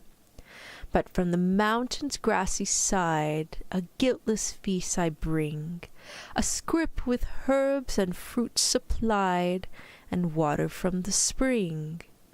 Then, pilgrim, turn, thy cares forego, all earth-born cares are wrong. Man wants but little here below, nor wants that little long. Soft as the dew from heaven descends, his gentle accents fell. The modest stranger lowly bends and follows to the cell. Far in the wilderness obscure, the lonely mansion lay, a refuge to the neighboring poor and strangers led astray. No stores beneath its humble thatch required a master's care. The wicket, opening with a latch, received the harmless pair. And now when the busy roads retire to take their evening rest, the hermit trimmed his little fire and cheered his pensive guest, and spread his vegetable store, and gaily pressed and smiled, and, skilled in legendary lore, the lingering hours beguiled. Round in sympathetic mirth, its tricks the kitten tries, the cricket chirrups in the hearth, the crackling faggot flies. But nothing could a charm impart to soothe the stranger's woe, for grief was heavy at his heart, and tears began to flow. His rising cares the hermit spied, with answering care oppressed. And whence, unhappy youth, he cried, the sorrows of thy breast? From better habitants, spurned, reluctant dost thou rove, or grieve for friendship unturned, or unregarded love? Alas, the joys that fortune brings are trifling and decay, and those who prize the paltry things more trifling still than they. And what is friendship but a name, a charm that lulls to sleep, a shade that follows wreath or fame, but leaves the wretch to weep? And love is still an emptier sound, the modern fair one's jest, on earth unseen or only found to warn the turtle's nest. For shame found youth thy sorrows hush, and spurn the sex, he said. But while he spoke, a rising blush his love-lorn guest betrayed. Surprised he sees new beauties rise, swift mantling to the view, like colours o'er the morning skies, as bright as transient too. The bashful look, the rising breast, alternate spread alarms. The lovely stranger stands confessed, a maid in all her charms. And, forgive a stranger rude, a wretch forlorn, she cried, whose feet unshallowed thus intrude, where heaven and you reside. But let a maid thy pity share, whom love has taught to stray, who seeks for rest, but finds despair companion of her way. My father lived beside the Tyne, a wealth lord was he, and all his wealth was marked as mine, he had but only me. To win me from his tender arms, unnumbered suitor came, who praised me for imputed charms, and felt o'er fiend aflame. Each our mercenary crowd with rich offers strove. Among the rest young Edwin bowed, but never talked of love. In humble symbolous habit clad, no wealth nor power had he. Wisdom and wealth were all he had, but these were all to me. And when beside me in the dale, he carolled days of love. His breath lent fragrance to the gale, and music to the grove. The blossom opening to the day, the dews of heaven refined, could not of purity display to emulate his mind. The dew, the blossom on the tree, with charms in constant shine, their charms were his, but woe to me, their constancy was mine. For still I tried each fickle art, importunate and vain, and while his passion touched my heart, I triumphed in his pain. Till, quite dejected with my scorn, he left me to my pride, and sought of solitude forlorn, in secret where he died. But mine the sorrow, mine the fault, and well my life shall pay. I'll seek the solitude he sought, and stretch me where he lay. And there forlorn, despairing hid, I'll lay me down and die. 'Twas so for me that Edwin did, and so for him will I. Forbid it, heaven, the hermit cried, and clasped her to his breast. The wondering fair one turned to chide, 'twas Edwin's self that pressed. Turn, Angelina, ever dear, my charmer, turn to see thy own, thy long-lost Edwin here, restored to love and thee. Thus let me hold thee to my heart, and every care resign, and shall we never, never part, my life, my all that's mine? No, never from this hour to part, we'll live in love so true. The sigh that rends thy constant heart shall break thy Edwin's too. Whew. Mr. Burchell has a long ballad. Oh, goodness gracious.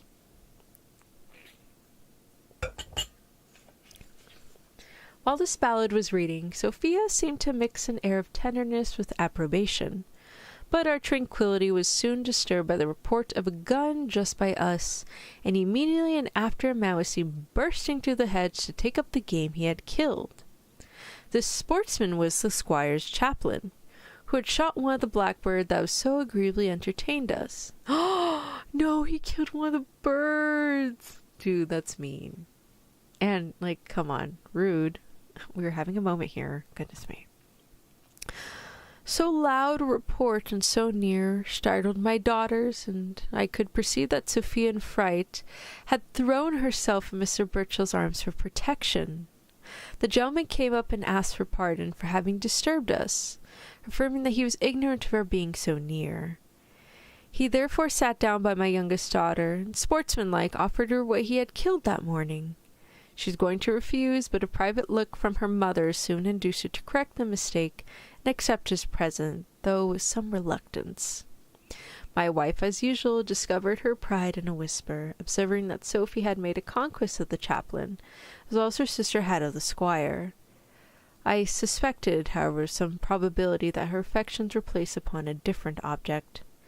The chaplain's errand was to inform us that Mr. Thornhill provided music and refreshments, and intended that night giving the young ladies a ball by moonlight on the grass plat before our door. Nor can I deny, continued he, but I have an interest in being first to deliver this message, as I expect my award to be honored with Miss Sophie's hand as a partner.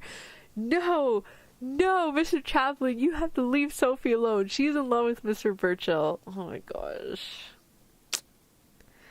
No, I'm not liking where this is going. No. I think Sophie's in love with Mr. Burchell, and his ballad was very romantic. Oh, darn. To this my girl replied that she could have no objection if she could do it with honor. But here, continued she, is a gentleman, looking at Mr. Burchell, who has been my companion the task for the day, and it is fit he should share in its amusement. Mr. Burchell returned her a compliment for her intentions, but resigned her up to the chaplain, adding that he was to go that night 5 miles, being invited to a harvest supper. His refusal appeared to me a little extraordinary, nor could I conceive how so sensible a girl as my youngest could thus prefer a man of broken fortunes to one whose expectations were much greater. But as men are most capable of distinguishing merit in women, so the ladies often form the true judgment of us. The two sexes seem placed as spies upon each other, and are furnished with the great abilities adapted for mutual inspection. Ooh, that is interesting. Oh my god, what chapter is that? Chapter 9. Sorry, I'm not too familiar with Roman numerals. I know, like, some of them, but give me a second. That's definitely 9. two ladies of great distinction introduced. Superior finery ever seemed to confer superior breeding. Mr. Burchell had scarce taken leave, and Sophia consented to dance with the chaplain. My little ones came running out to tell us that Squire was come with a crowd of company. I'm awake. Well, it's okay. It's okay if you fell asleep. I'm glad you fell asleep. I will have to summarize the story after Chapter 9, though, because I gotta see what happens at the ball. All right. Upon our return, we found our landlord with a couple of under-gentlemen and two young ladies richly dressed, whom he introduced as women of great distinction and fashion from town. We happened to not have chairs enough for the whole company, but Mr. Thornhill immediately proposed that every gentleman to sit in a lady's lap. This I positively objected to, notwithstanding a look of disapprobation from my wife. Moses was therefore dispatched to borrow a couple of chairs, as we were in the want of ladies to make up a set at country dances. The two gentlemen went with him in quest of a couple of partners. Chairs and partners were soon provided. The gentleman returned with my neighbour Flamboy's rosy daughters, flaunting with red top-knots. But an unlucky circumstance was not averted to, though that Miss Flamborough were reckoned in the very best of dancers in the parish, and understood the jig and roundabout to perfection. Yet they were totally unacquainted with country dances. This is the first discomposed us. However, after a little shovelling and dragging, they at last went merrily on. Our music consisted of two fiddles with a pipe and a tabor. The moon shone bright. Mr. Thornhill and my eldest daughter led up the ball to the great delight of the spectators. For the neighbours, hearing what was going forward, came flocking about us. My girl moved with so much grace and vivacity that my wife could not avoid discovering the pride of her heart by assuring me that, though the little chit did not so cleverly, all the steps were stolen from herself. The ladies of the town strove hard to be equally easy, but without success. They swam, sprawled, languished, and frisked, but all would not do. The gazers, indeed, owned that it was fine, but the neighbour Flamborough observed that Miss Livy's feet seemed as pat to the music as its echo. After the dance had continued about an hour, the two ladies, who were apprehensive of catching a cold, moved to break up the ball. One of them, I thought, expressed her sentiments upon this occasion in a very coarse manner when she observed that by living the jingo she was all of a muck of sweat. Upon our return to the house, we found a very elegant copper supper, which Mr. Thornhill had ordered to be brought with him. The conversation at this time was more reserved than before. The two ladies threw my girls quite into the shade, for they would talk of nothing but high life and high-lived company, with other fashionable topics such as pictures, taste, Shakespeare, and the musical glasses. 'Tis true, they once or twice mortified us sensibly by slipping out an oath, but that appeared to me as the surest symptom of their distinction, though I am since informed that swearing is perfectly unfashionable. Is that what you call swearing back then, an oath? Ooh. I let out a lot of oaths then. Their finery, however, threw a veil over my grossness in their conversation. My daughter seemed to regard their superior accomplishments with envy. What appeared amiss was ascribed to tip-top quality breeding. But the condition of the ladies was still superior to their accomplishments. One of them observed that Miss Olivia seemed a little more of the world. It would greatly improve her, to which the other added that a single winter in town would make little Sophia quite another thing. My wife warmly assented to both, adding that there was nothing she more ardently wished than to give her girls a single winter's polishing. To this I could not help replying that their breeding was already superior to their fortune, and that greater refinement would only serve to make their poverty ridiculous, and give them a taste for pleasures they had no right to possess. "And what pleasures," cried Mrs. Thornhill, "do they not deserve to possess, who have so much in their power to bestow? As for my part," continued he, "my fortune is pretty large. Love, liberty, and pleasures are my maxims, but curse me if a settlement of half my estate could give my charming Olivia pleasure. It should be hers, and the only favour I could ask in return would be to add myself to the benefit." I was not such a stranger to the world as to be ignorant that this was the fashionable cant to disguise an insolence of the basest proposal, but I made an effort to suppress my resentment. "Sir," cried I, "the family which you now condescend to honor as you. Any attempts to condescend to favor with your company has been bred with as nice a sense of honor as you. My attempts to injure that may be attended with very dangerous consequences. Honor, sir, is our only possession at present, and of that treasure we must be particularly careful. I was soon sorry for the warmth with which I had spoken this, when the young gentleman, grasping my hand, swore he commended my spirit, though he disapproved my suspicions. As to your present hint, continued he, I protest nothing was farther from my heart than such a thought. No, by all that's tempting, the virtue that will stand a regular siege was never to my taste, for all my amours are carried by a coup de main. The two ladies, who affected to be ignorant of the rest, seemed highly displeased with this last stroke of freedom, and began a very discreet and serious dialogue upon virtue. And this my wife, the chaplain, I soon joined, and the squire himself was. We talked of the pleasures of temperance, and of the sunshine, the mind unpolluted with guilt. I was so well pleased that my little ones were kept up beyond the usual time to be edified by so much good conversation. Mr. Thornhill even went beyond me, and demanded if I had any objection to giving prayers. I joyfully embraced the proposal. In this manner the night was passed in a most comfortable way, till at last the company began to think of returning. The ladies seemed very unwilling to part with my daughters, for whom they had conceived a particular affection, and joined in a request to have the pleasure of their company at home. The squire seconded the proposal, and my wife added her entreaties. The girls too looked upon me as if they wished to go.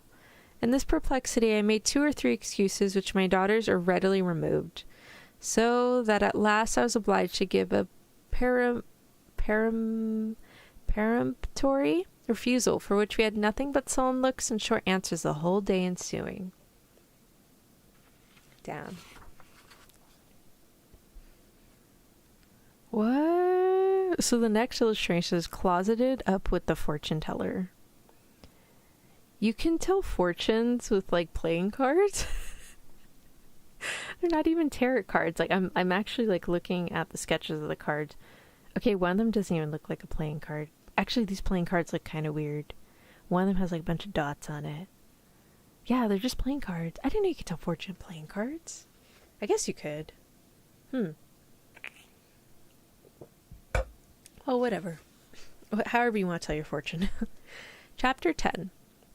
The family endeavors to cope with their betters, the miseries of the poor when they attempt to appear above their circumstances. I now begin to find that all my long and painful lectures upon temperance, simplicity, and contentment were entirely disregarded. The distinctions lately paid us by our betters awakened that pride which I had laid asleep but not removed. Our windows again, as formerly, were filled with washes for the neck and face. The sun was dreaded as an enemy to the skin without doors, and the fire as a spoiler of the complexion within. My wife observed that rising too early would hurt her daughters' eyes, that working after dinner would redden their noses, and she convinced me that the hands never looked so white as when they did nothing. Instead, therefore, of finishing George's shirts, we now had them new modelling their own gauzes, or flourishing upon catgut. The poor Miss Flamboroughs, their former gay companions, were cast off as a mean acquaintance, and the whole conversation ran upon high life and high-lived company, with pictures, tastes, Shakespeare, and the musical glasses. But we could have borne all this, and had not fortune-telling gypsy come to raise us into perfect sublimity. The tawny Sybil no sooner appeared than my girls came running to me for a shilling apiece to cross her hand with silver.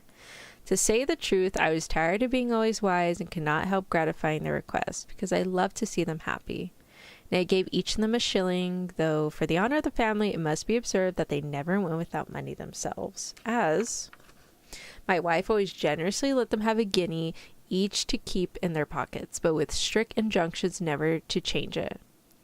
After they had been closeted up with the fortune-teller for some time, I knew by their looks, upon their return, that they had been promised something great.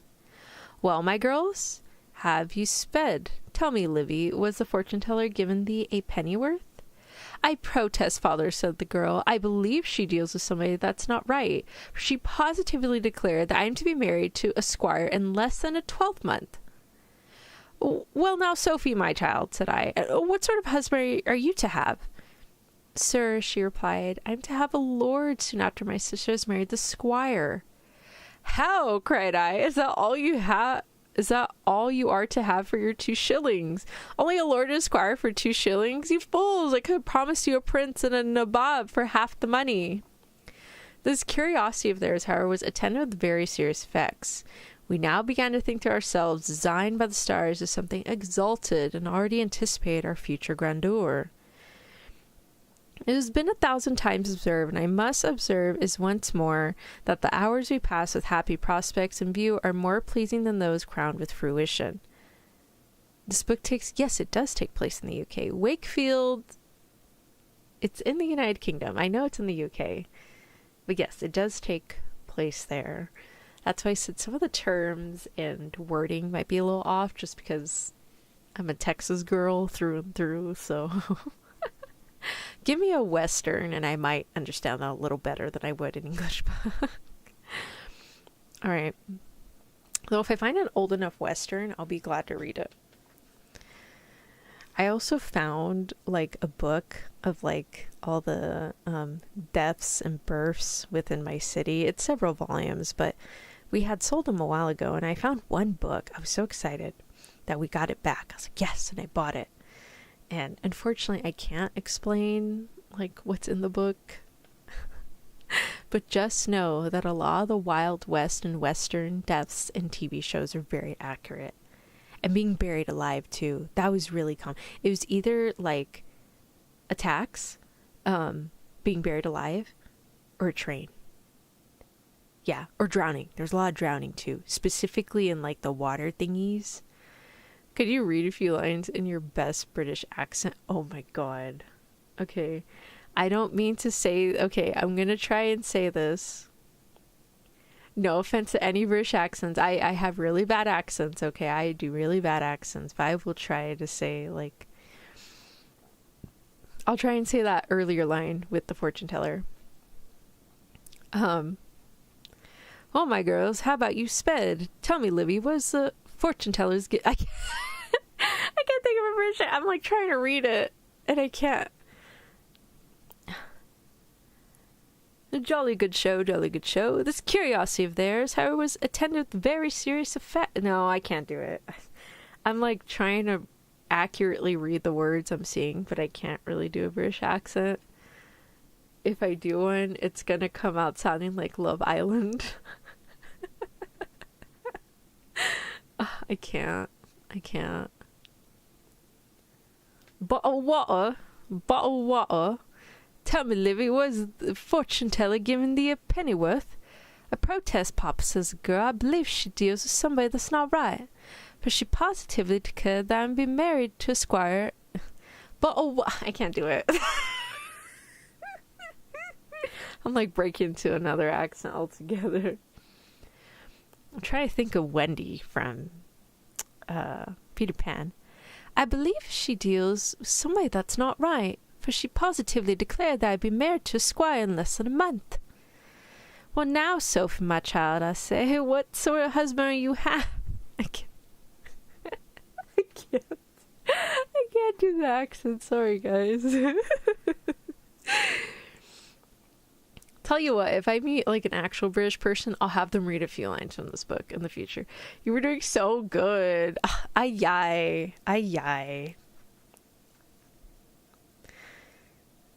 Nah, I can't. All right, continuing.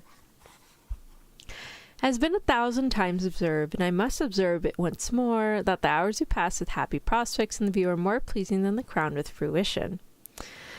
In the first case, we cook the dish to our own appetite, in the latter, nature cooks it for us. It is impossible to repeat the train of agreeable reveries we catch up for our entertainment. We looked upon our fortunes as once more rising, and as the whole parish asserted that the squire was in love with my daughter, she was actually so with him, for they persuaded her into the passion. In this agreeable interval, my wife had the most lucky dreams in the world, which she took care to tell us every morning with great solemnity and exactness. And it was one night a coffin. and crossbones, a sign of an approaching wedding. At another time, she imagined her daughter's pockets filled with farthings, a certain sign they would surely be stuffed with gold. The girls themselves had their almonds. They felt strange kisses on their lips. They saw rings in the candle, purses bounced from the fire, and true love knots lurked in the bottom of every teacup.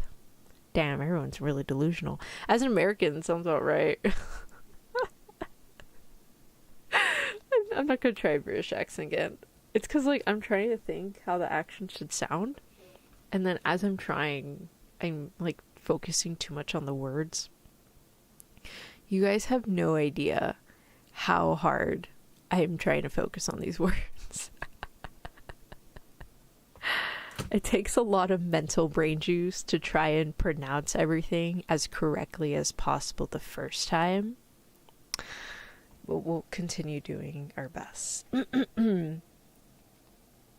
Towards the end of the week, we received a card from the town lady. Oh, wait.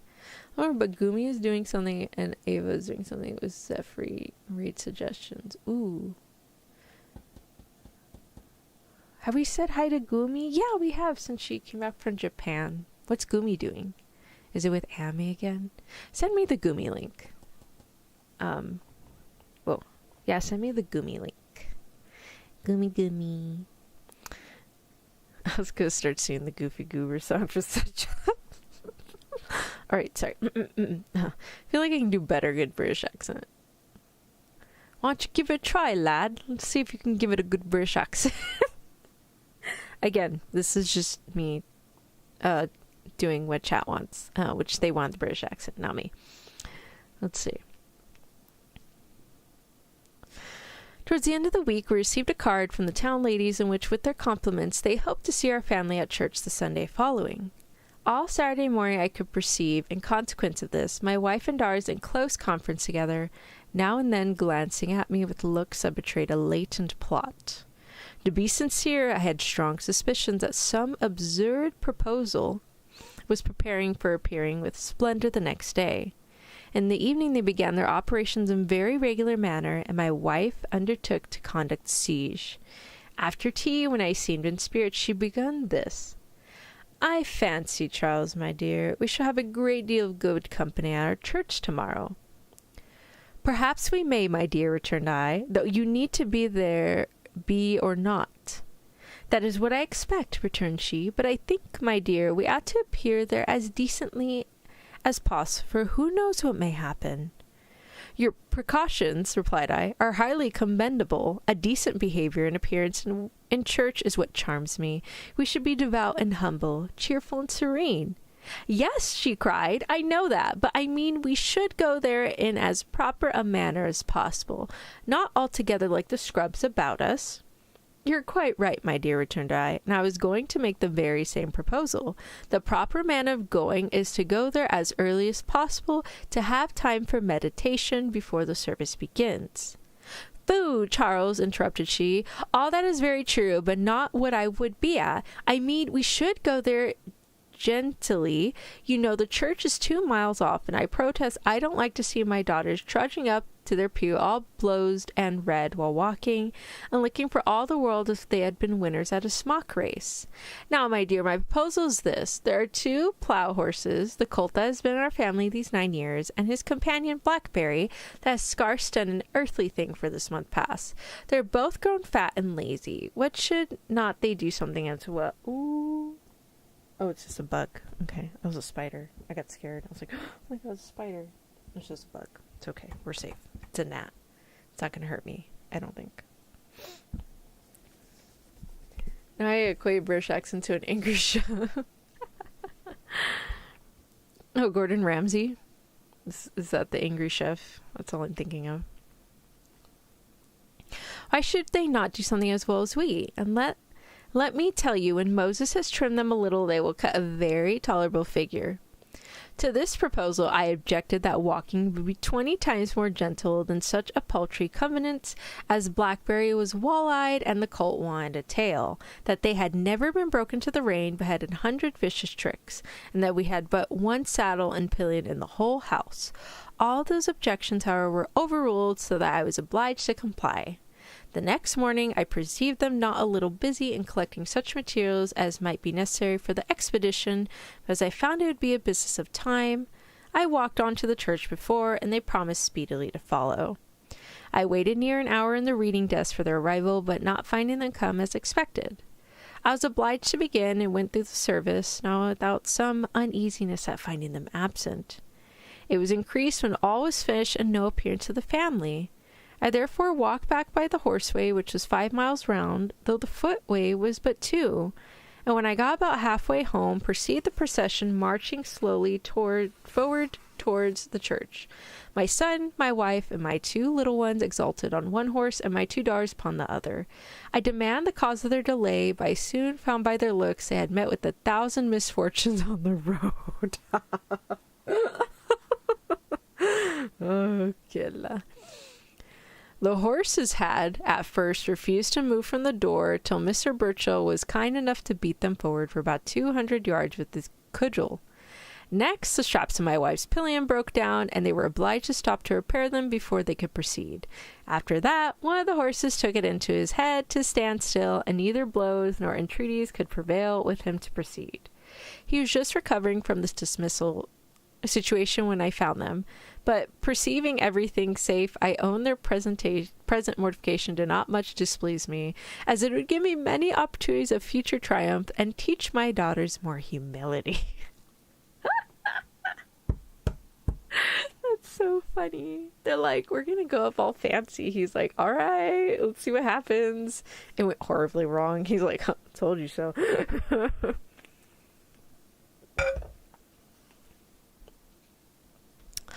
Chapter 11, the family. Oh, can we get some scritches before we close? Sure.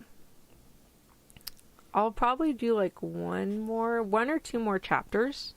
Where are we at? Are we like halfway? How much of the book are we at? Let me see. Oh, we're like nearly halfway. So I'll probably do like 1 or 2 more chapters. Hi, Jessica. Welcome. And I'll do scritchies. Scritch. Okay. Michaelmas Eve. I'm going to call it Michaelmas Eve. It's like Christmas, but Michael instead of Chris.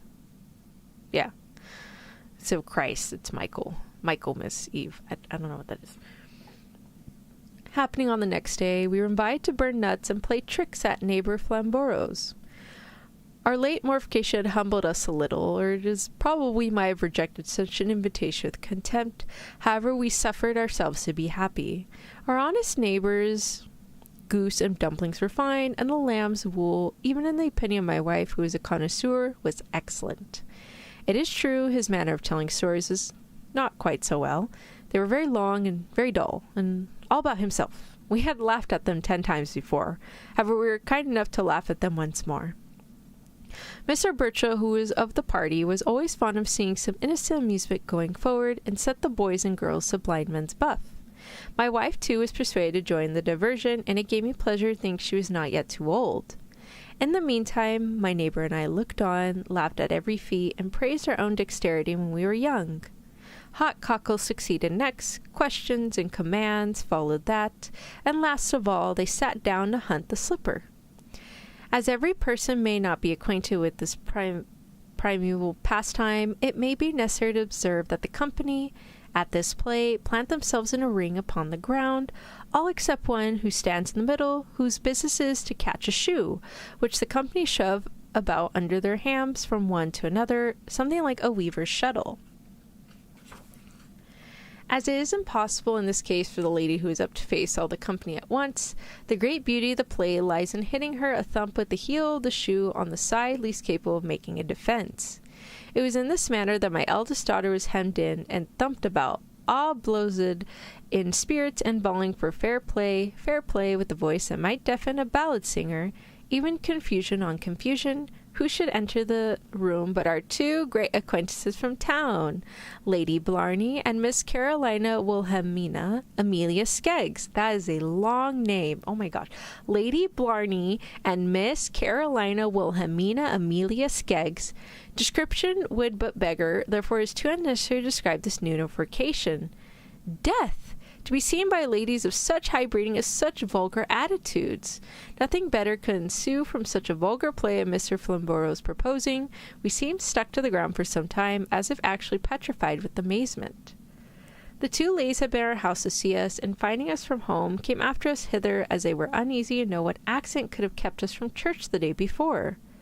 Olivia undertook to be our prolocutor, and delivered the whole in a summary way, only saying we were thrown from our horses, at which account the ladies were greatly concerned, but being told the family received no harm, they were extremely glad.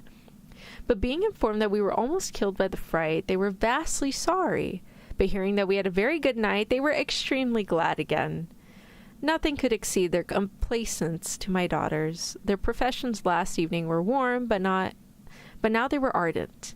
They protested a desire of having a more lasting acquaintance. Lady Blarney was particularly attached to Olivia. Miss Carolina Wilhelmina Amelia Skeggs, I love to give the whole name. It's literally in parentheses. It says I love to give the whole name. I guess I don't know who Goldsmith is. I guess Oliver Goldsmith, the author, really likes that name. Took a great fancy to her sister. They supported the conversation between themselves, while my daughters sat silent, admiring their exalted breeding. But as every reader, however beggarly himself, is fond of high-lived dialogues with anecdotes of lords, ladies, and knights of the garter, I must beg leave to give him the concluding part of the present conversation. All that I know of the matter, cries Miss Skeggs, is that it may be true, or it may not be true, but this I can assure your ladyship, that the whole rout was in a maze. This lordship turned all manner of colours, my lady fell into a swoon, but Sir Tomkin, drawing his sword, swore he was hers to the last drop of his blood. Well, replied our peeress, so that I can say that the Duchess never told me a syllable of the matter, and I believe her Grace would keep nothing a secret from me. This you may depend on the fact that the next morning my Lord Duke cried out 3 times in Valet de Tambre, Jernigan, Jernigan, Jernigan, bring me my garters. Previously, I should have mentioned the very impolite behavior of Mr. Burchell, who during his discourse sat with his face turned to the fire, and at the conclusion of every sentence would cry out, "Fudge!" an expression which displeased us all, and in some measure dampened the rising spirit of the conversation. Besides, my dear Skeggs, continued our peeress, there is nothing of this in the copy of verses that Dr. Burdock made upon the occasion. Fudge! I'm surprised at that, cried Miss Skeggs, for he seldom leaves anything out, as he writes only for his own amusement. But can your ladyship favour me at the sight of them? Fudge! My dear creature, replied her peers, do you think I can carry such things about me? Though they are very fine, to be sure, and I think myself something of a judge. At least I know what pleases myself. Indeed, I was ever an admirer of all Dr. Burdock's little pieces, for except that he does, and our dear Countess at Hanover Square, there's nothing comes out but the most low stuff in the nature, not a bit of high life among them. Fudge! Your ladyship should accept that it's, says another, your own things in the Ladies' Magazine. I hope you'll say there's nothing low-lived there, but I suppose we're to have no more from the quarter. Fudge! Oh my gosh, Mr. Burchell, would you shut the F up? Would you shut the fudge up? Oh my gosh. Why, my dear, says the lady, you know my reader and companion has left me to be married to Captain Roach, and as my poor eyes won't suffer me to write myself, I have been for some time looking for another. A proper purse is no easy matter of find, and to be sure £30 a year is a small stipend for a well-bred girl of character that can read, write, and behave in company. As for the chits about town, there is no bearing them about one. Fudge!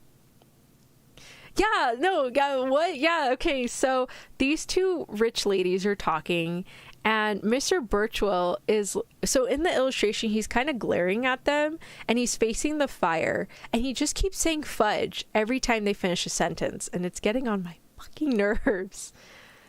What I know, cried Miss Skeggs, by experience, for of the 3 companions I had last half year, one of them refused to do plain work an hour in the day, another 25 guineas a year, too small salary, and I was obliged to send away the third because I suspected an intrigue with the chaplain. Virtue, my Lady Blarney, virtue is worth any price, but where is that to be found? Fudge! My wife had been for a long time attention to this discourse, but was particularly struck with the latter part of it. £30 and 25 guinea a year made £56, 5 shillings English money, all which was in a matter going a-begging and might easily be secured in the family. She for a moment studied my looks for approbation, and to own a truth, I was of opinion that 2 such places would fit our 2 daughters exactly. Besides, the squire had any real affection for my eldest daughter. This would be the way to make her every way qualified for her fortune. My wife, therefore, was resolved that we should not be deprived of such advantages for want of assurance, and undertook the harangue for the family. "I hope," cried she, "your ladyship will pardon my present presumption. It is true we have no right to pretend to such favours, but yet it is natural for me to wish putting my children forward in the world, and I'll be bold to say my 2 girls have a pretty good education capacity. At least the country can't show better. They can read, write, and cast accompts. They understand their needle, broad stitch, cross and change, and all manner of plain work. They can pink, point, frill, and know something of music. They can do up small cloths, work upon catgut. My eldest can cut paper, and my youngest has very pretty matter of telling fortunes upon the cards. Fudge! Okay, Mr. Birchall, I'm going to slap you silly man. Oh my gosh." When she had delivered this pretty piece of eloquence, the 2 ladies looked at each other for a few moments in silence with an air of doubt and importance. At last, Miss Carolina Wilhelmina Amelia Skeggs condescended to observe that the young ladies, from the opinion she could form of them from so slight an acquaintance, seemed very fit for such employments. "But a thing of this kind, madam," cried she, addressing my spouse, "requires a thorough examination of characters and a more perfect knowledge of each other. Not, madam," she continued, "that I and at least suspect the young lady's virtue, prudence, and discretion, but there is a form in these things, madam, there is a form." My wife approved her suspicions very much, observing that she has very apt suspicions herself, but referred her to all the neighbours for a character. But this our peeress declined as unnecessary, alleging that her cousin Thornhill's recommendation would be sufficient. Upon this we rested our petition. Oh, okay, so these weren't just 2 ladies he picked up. These are his cousins. Okay. They never introduced who these ladies were. They just said Thornhill brought them, but apparently they are his cousins. Okay. Chapter 12. Fortune seems resolved to humble the family of Wakefield. Mortifications are often more painful than real calamities. When we returned home, the night was dedicated to schemes of future conquests. Deborah exerted much sagacity in conjecturing which of the 2 girls were likely to have the best place and most opportunities of seeing good company. The only obstacle for our preferment was in obtaining the squire's recommendation, but he had already shown us too many instances of his friendship to doubt of it now. Even in bed, my wife kept up the usual theme. "Well, faith, my dear Charles, between ourselves, I think we have made an excellent day's work of it." "Pretty well," cried I, not knowing what to say.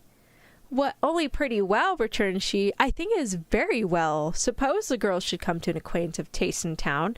This I am assured of, that London is the only place in the world for all manner of husbands. Besides, my dear, stranger things happen every day, and as ladies of quality are so taken with my daughters, what will not men of quality be? Entre nous, I protest I like my Lady Blarney vastly, so very obliging. However, Miss Carolina Wilhelmina Amelia Skeggs has my warm heart. But yet, when they came to talk of places in town, you saw at once how I nailed them. Tell me, my dear, don't you think I did for my children there?" "Aye," returned I, not knowing well what to think of the matter. "Heaven grant they may be both the better, for it is this day 3 months." This is one of those observations I usually made to impress my wife with an opinion of my sagacity, for if the girl succeeded, then it was a pious wish fulfilled, but if anything unfortunate ensued, then it might be looked upon as prophecy. All this conversation, however, was only preparatory to another scheme, and indeed I dreaded as much. This was nothing less than that as we were now to hold up our heads and a little higher in the world, it would be proper to sell the colt, which has grown old, at a neighbouring fair, and buy us a horse that could carry a single or double upon an occasion, and make a pretty appearance at church or upon a visit. This at first I opposed stoutly, but was stoutly defended. However, as I weakened, my antagonist gained strength, till at last it was resolved to part with him. I like the way that's worded. As I weakened, my antagonist gained strength. Ooh. Oh no, they have to sell the horsey. As the fair happened on the following day, I had intentions of going myself, but my wife persuaded me that I had got a cold and nothing could prevail upon her to permit me from home. No, my dear, said she, our son Moses is a discreet boy and can buy and sell to a very good advantage. You know, all our great bargains are of his purchasing. He always sent down Higgles. Higgles? Have we been saying haggles wrong? Is it actually Higgles? It might actually be Higgles and not haggles. And actually tires him till he gets a bargain. That's a good, smart kid. As I had some opinion of my son's prudence, I was willing enough to entrust him with this commission. The next morning I perceived his sisters mighty busy in fitting out Moses for the fair, trimming his hair, brushing his buckles, cocking his hat with pins. Business of the toilet being over, we had at last the satisfaction of seeing him mounted upon the colt, with a deal box before him to bring home groceries in. He had on a coat made of the cloth they call thunder and lightning, which, though grown too short, was much too good to be thrown away. His waistcoat was of a gosling green, and his sisters had tied his hair with a broad black riband. We all followed him several paces from the door, bawling after him, "Good luck! Good luck!" till we could see him no longer. He was scarce gone when Mr. Thornhill's butler came to congratulate us upon our good fortune, saying that he overheard his young master mention our names with great commendation. Good fortune seemed resolved not to come alone. Another footman from the same family followed with a card for my daughters, importing that the two ladies had received pleasing accounts of Mr. Thornhill of us all that, after a few previous inquiries, they hoped to be perfectly satisfied. "Ay," cried my wife, "I now see it is no easy matter against the families of the great, but when one once gets in, then, as Moses says, one may go to sleep." To this piece of humour, for she intended it for wit, my daughter assented with a loud laugh of pleasure. In short, such was her satisfaction at this message that she actually put her hand in her pocket and gave the messenger 7 halfpenny. This was to be our visiting day. The next that came was Mr. Burchell, who had been at the fair. He brought my little ones a pennyworth of gingerbread each, which my wife undertook to keep for them, and give them by letters at a time. He brought my daughters also a couple boxes in which they might keep wafers, snuff, patches, or even money when they got it. My wife was usually fond of a weasel-skin purse as being the most lucky, but this by the by. We had still regard for Mr. Burchell, though his late rude behavior was in some measure displeasing, nor could we now avoid communicating our happiness to him and asking his advice. Although we seldom followed advice, we were all ready enough to ask it. When he read the note from the two ladies, he shook his head and observed that an affair of this sort demanded the utmost circumspection. This air of difference highly displeased my wife. "I never doubted, sir," cried she, "your readiness to be against my daughters and me. You had more circumspection than is wanted. However, I fancy when we come to ask advice, we will apply to persons who seem to have made use of it themselves." "Whatever my own conduct may have been, madam," replied he, "is not the present question, though as I have made no use of advice myself, I should in conscience give it to those that will."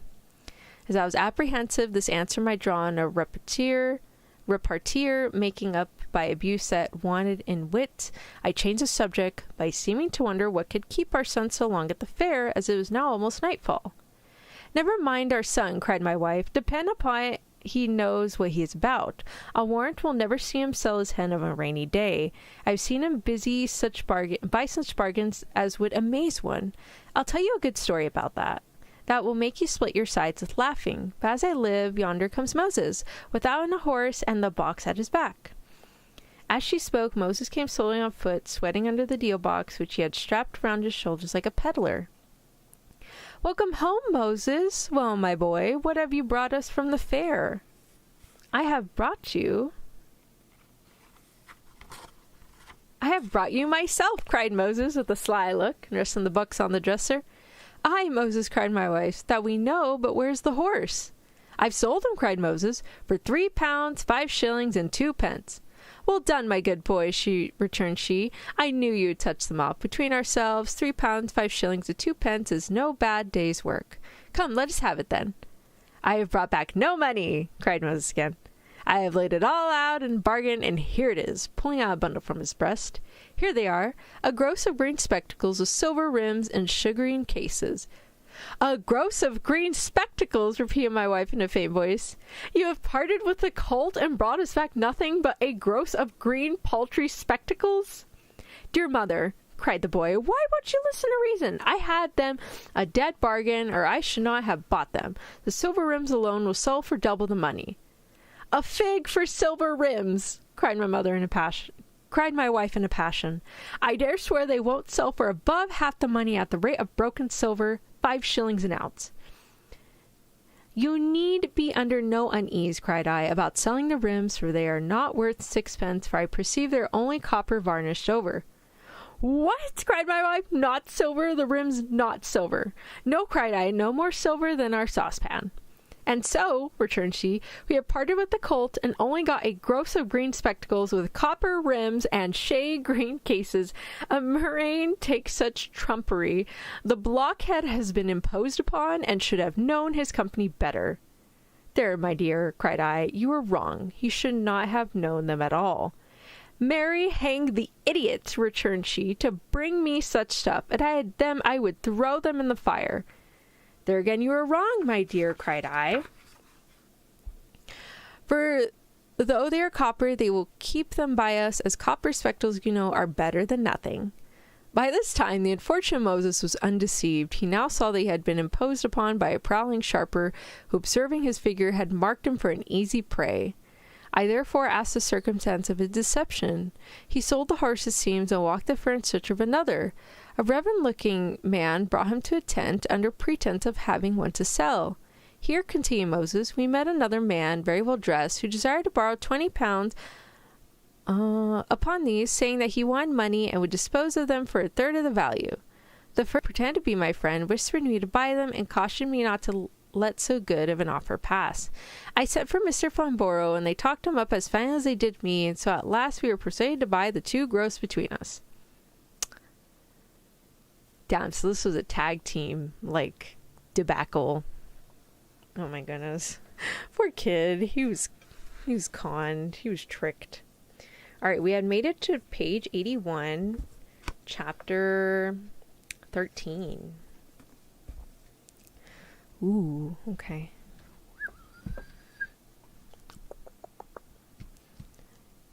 Alright, so we are going to end it there. I'm sorry that I'm lowering my voice low when I was raising it. I get very excited when I read. And this has been a very fun story, not gonna lie. I've been enjoying this story, like, a lot. Baba, I am hoping you sent me the link. Okay, everybody. So that's gonna be enough for today. Let me put my book somewhere. Yeah, we did about 2.5 hours of reading. Whoa. I don't want to, like, destroy my voice too much. It's getting a little scratchy, but ooh. Alright. Did Bubba send me the link? Why is Discord not loading? Here we go. Okay. Thank you, Bubba. Ooh, Stardew Valley. I haven't played Stardew Valley. I heard it's good. Alright, so I hope you guys enjoyed that. I know it's a little hard to keep up with just because the language is a little difficult. At least for me, it's a little difficult to understand what's going on, but eventually I kind of, like, get it. But I hope you're enjoying it as much as I am. So far what we have a vicar who, his eldest son was gonna get married, but then he had an argument with the bride's father, and then they found out that their money got stolen from the bank people in town, and so they had to move to Thornhill Estate, and they're just kind of keeping tabs of, like, the little farmland there, and he attends church as the vicar. And yeah, his eldest son continued to college, so he didn't get married to the lady. Because, again, he had an argument with the bride's father the day before the wedding. And so, there we go. Yeah, he had an argument with the bride's father. Anyway, so his son continued to school. And then he moved to the estate with his wife, his 2 daughters, and his 3 sons. And so right now, the wife is trying to encourage the daughters to get a good man in London. But right now, they're trying, hi, Boko, Waka. I'm so sorry, Boko. We're ending stream now. I've been reading for already like 2.5 hours. Now I was on time for stream today, by the way. I just want you guys to know that. Oh, wait, Bubba asked for scritches. Okay, we're going to give a few scritches real quick before we end stream. But yeah, I'm just trying to summarize real quick. So right now, the mother is trying to get her daughters a job in London with the cousins of the landlord who owns, like, the land. And, yeah, that's where we're at right now. Oh, and then the son went to go, I guess they're saying, like, yes. I will get that right now, but let me give you scritches. I totally forgot. Yes, I give you scritches. Yes, you get scritches. I know.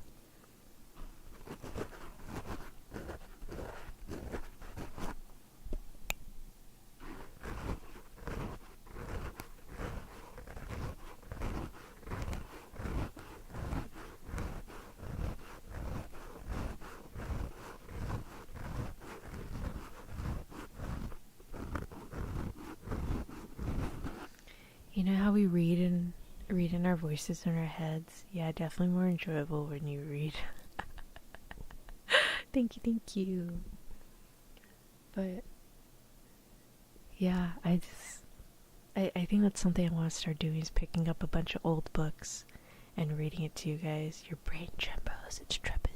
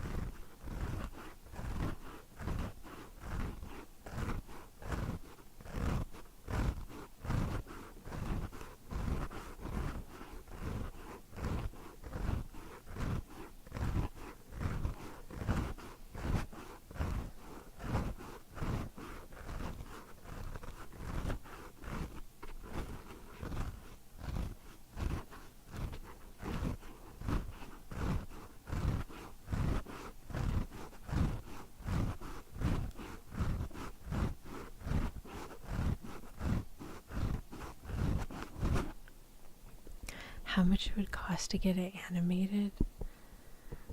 I don't know. See if you can find somebody. And then I would need to get permission from Sen, but she's kind of been MIA, I think. I messaged her back for something else because I had forgot. Oh, I was on the wrong account.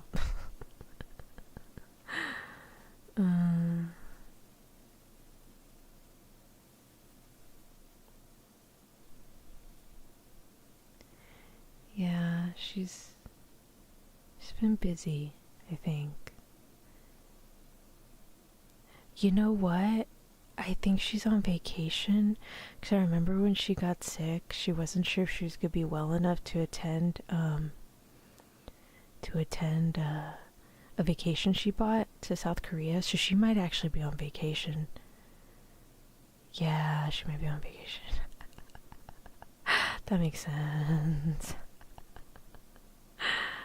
Oh well. That's funny.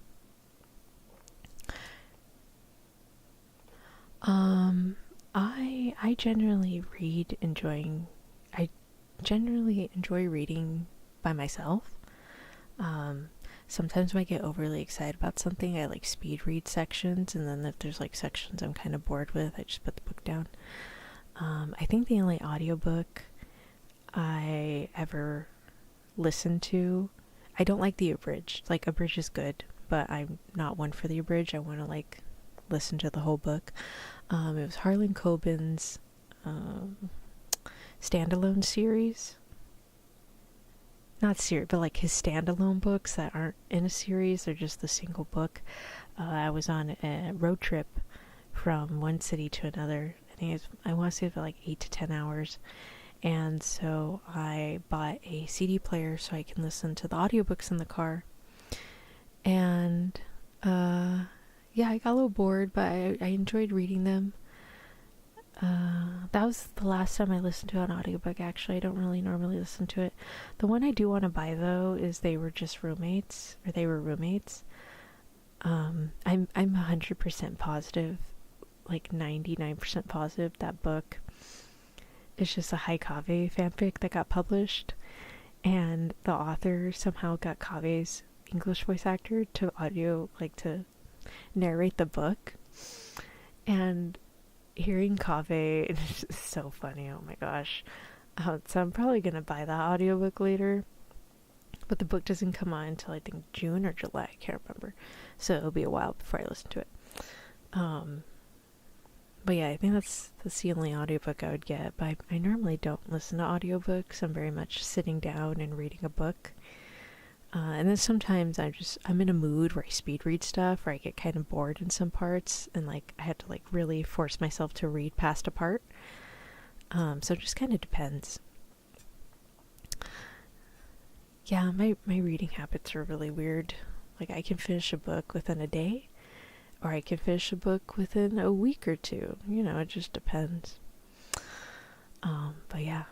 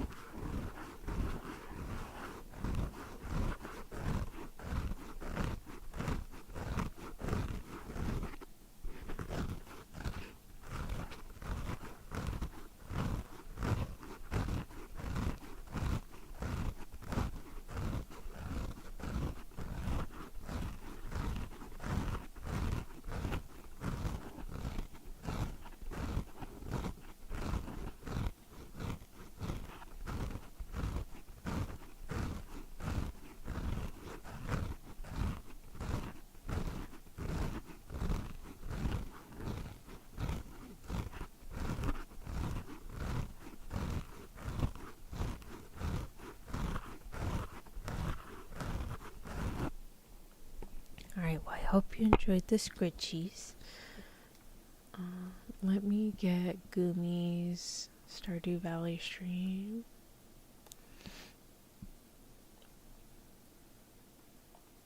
Okay. Oops, I need my keyboard back. Gotta move this. There we go. Okay, I need my keyboard back. Grazie. Thank you for listening. Thank you for... I always had a bad habit of skimming and then getting lost later on. Sometimes I skim, and sometimes I don't. It really genuinely depends what I'm reading. And then I could skim the book, read it in full, kind of jump around. It genuinely just depends. Okay. Rating Gumi. Say hello. Vegan Valentine. There we go. We should go back to like the old days. Experimenting what? Oh, like the different sounds? Like different sounds? Or a lap ASMR. Matt, you really want that lap ASMR again. Do I have the red dress? I do. I still have that skirt. I mean, we can still experiment with different sounds. I need to buy stuff to experiment with. I thought the tapping one was a good experimental one, no?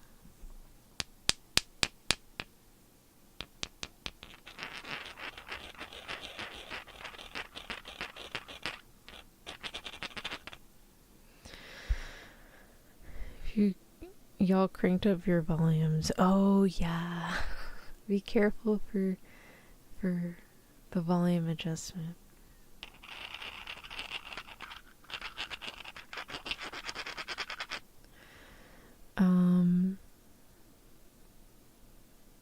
Yeah, I guess we can experiment.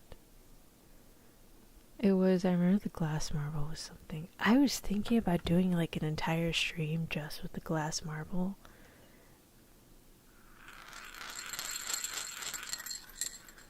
Or maybe just do like a 20-minute video of the glass marble. But I kind of wanted like some cool artwork to go with it. You know? I might get something made. We'll see. Sorry, I'm getting distracted with glass marble again. I should play with marbles. I think that would be really fun to play with. I want to play with like wood stuff too, because I've listened to some wood things. I love how you have that there. Yeah, there's like a cup and a little tiny glass bowl and the marbles inside of it, and it's just there. You guys cannot imagine the mess I have on my desk right now. I have everything. It's only code script for that marble.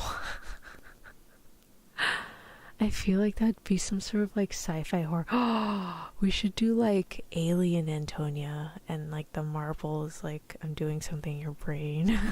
That would be so cool. I'm down for it. I'm down for Alien. Besides, I'm a firm believer of UFOs. Do you have those ramp toy things where you drop a marble and it rolls around? I don't. I wish, but I don't. I don't even have like marbles. Literally the marble I found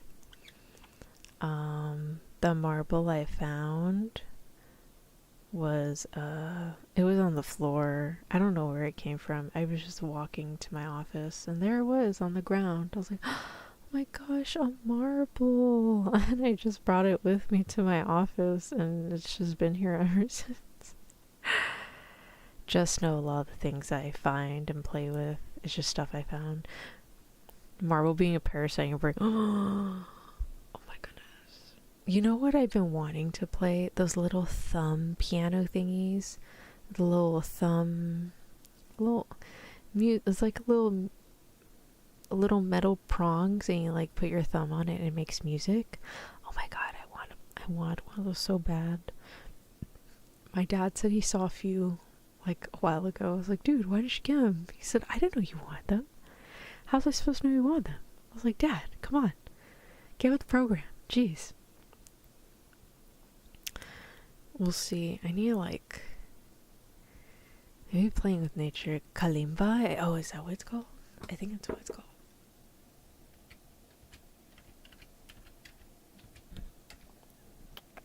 Yes, that. Yes. Oh, no. Kalimba or Mbira? Wait, what? Oh, Kalimba, yeah. Yeah, I want one of those so bad. Do they have one on Throne? I might just get one on Throne. Bubba got me a nice gift on Throne for my birthday. Thank you, Bubba. Thank you. Use your damn Throne. I'm sorry. Oh, you know what? What about the bingo ball cage thing? We can have a grandma bingo. Oh my, you know what? They sell those on they sell those at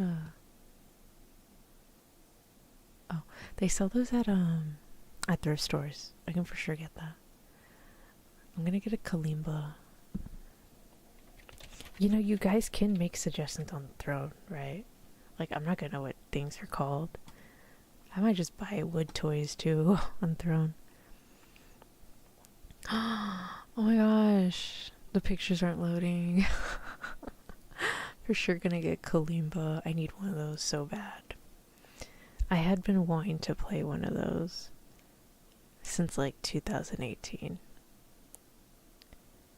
Oh my god, it's not loading. Why does Throne take so long to load? I'm just trying to buy a kalimba. I'm gonna take a picture of that bingo ball cage thing. I think I'm just gonna have to hand out like bingo sheets to everybody. Is there like a bingo thing that we can look at? I don't know what you want. Yeah, I'm down by you. Smart if you use them for us. Well, I'll still use the funds you gave because the Snorlax didn't go through. So just, I think there's a setting on Throne that lets you make recommendations. Oh my god, there's a cat one. Getting that cat one.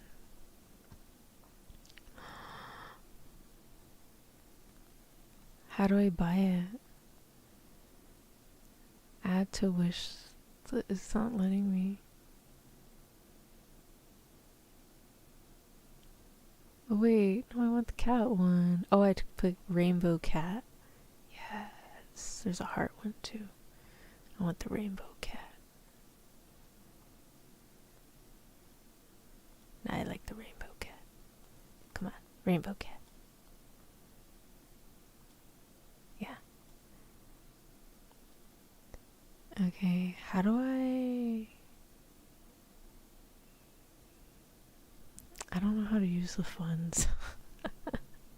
Student loans about to pick up again, so I'll have to pass. What do you mean student loans? They picked it back a while ago. What are you talking about?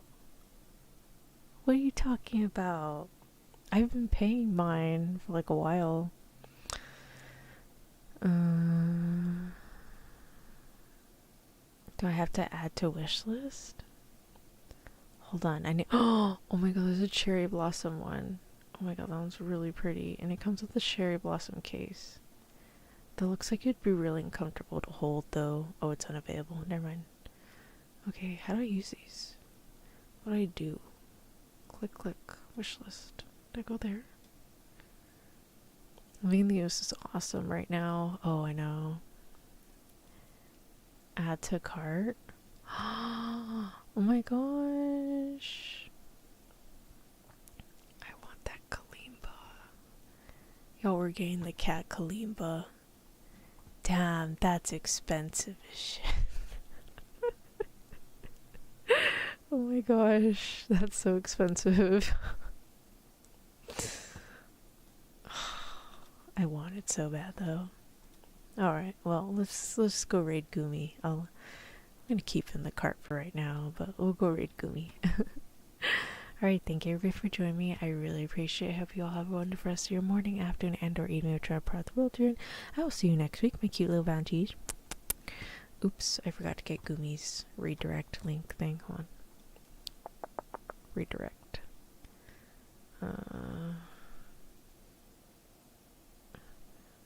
Cozy farming.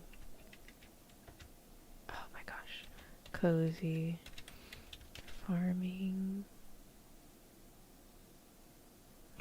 I misspelled cozy. Cozy farming.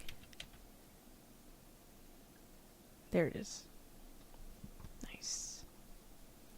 Okay, cool. Alright. There you go. Good night. See you in Helda. Oh yeah. Oh yeah. There's D&D tomorrow, by the way, y'all. I'll probably link in the announcements. I will see y'all there. Bye bye. Bye bye. I love you. Bye bye. Alright, let's go raid Gumi.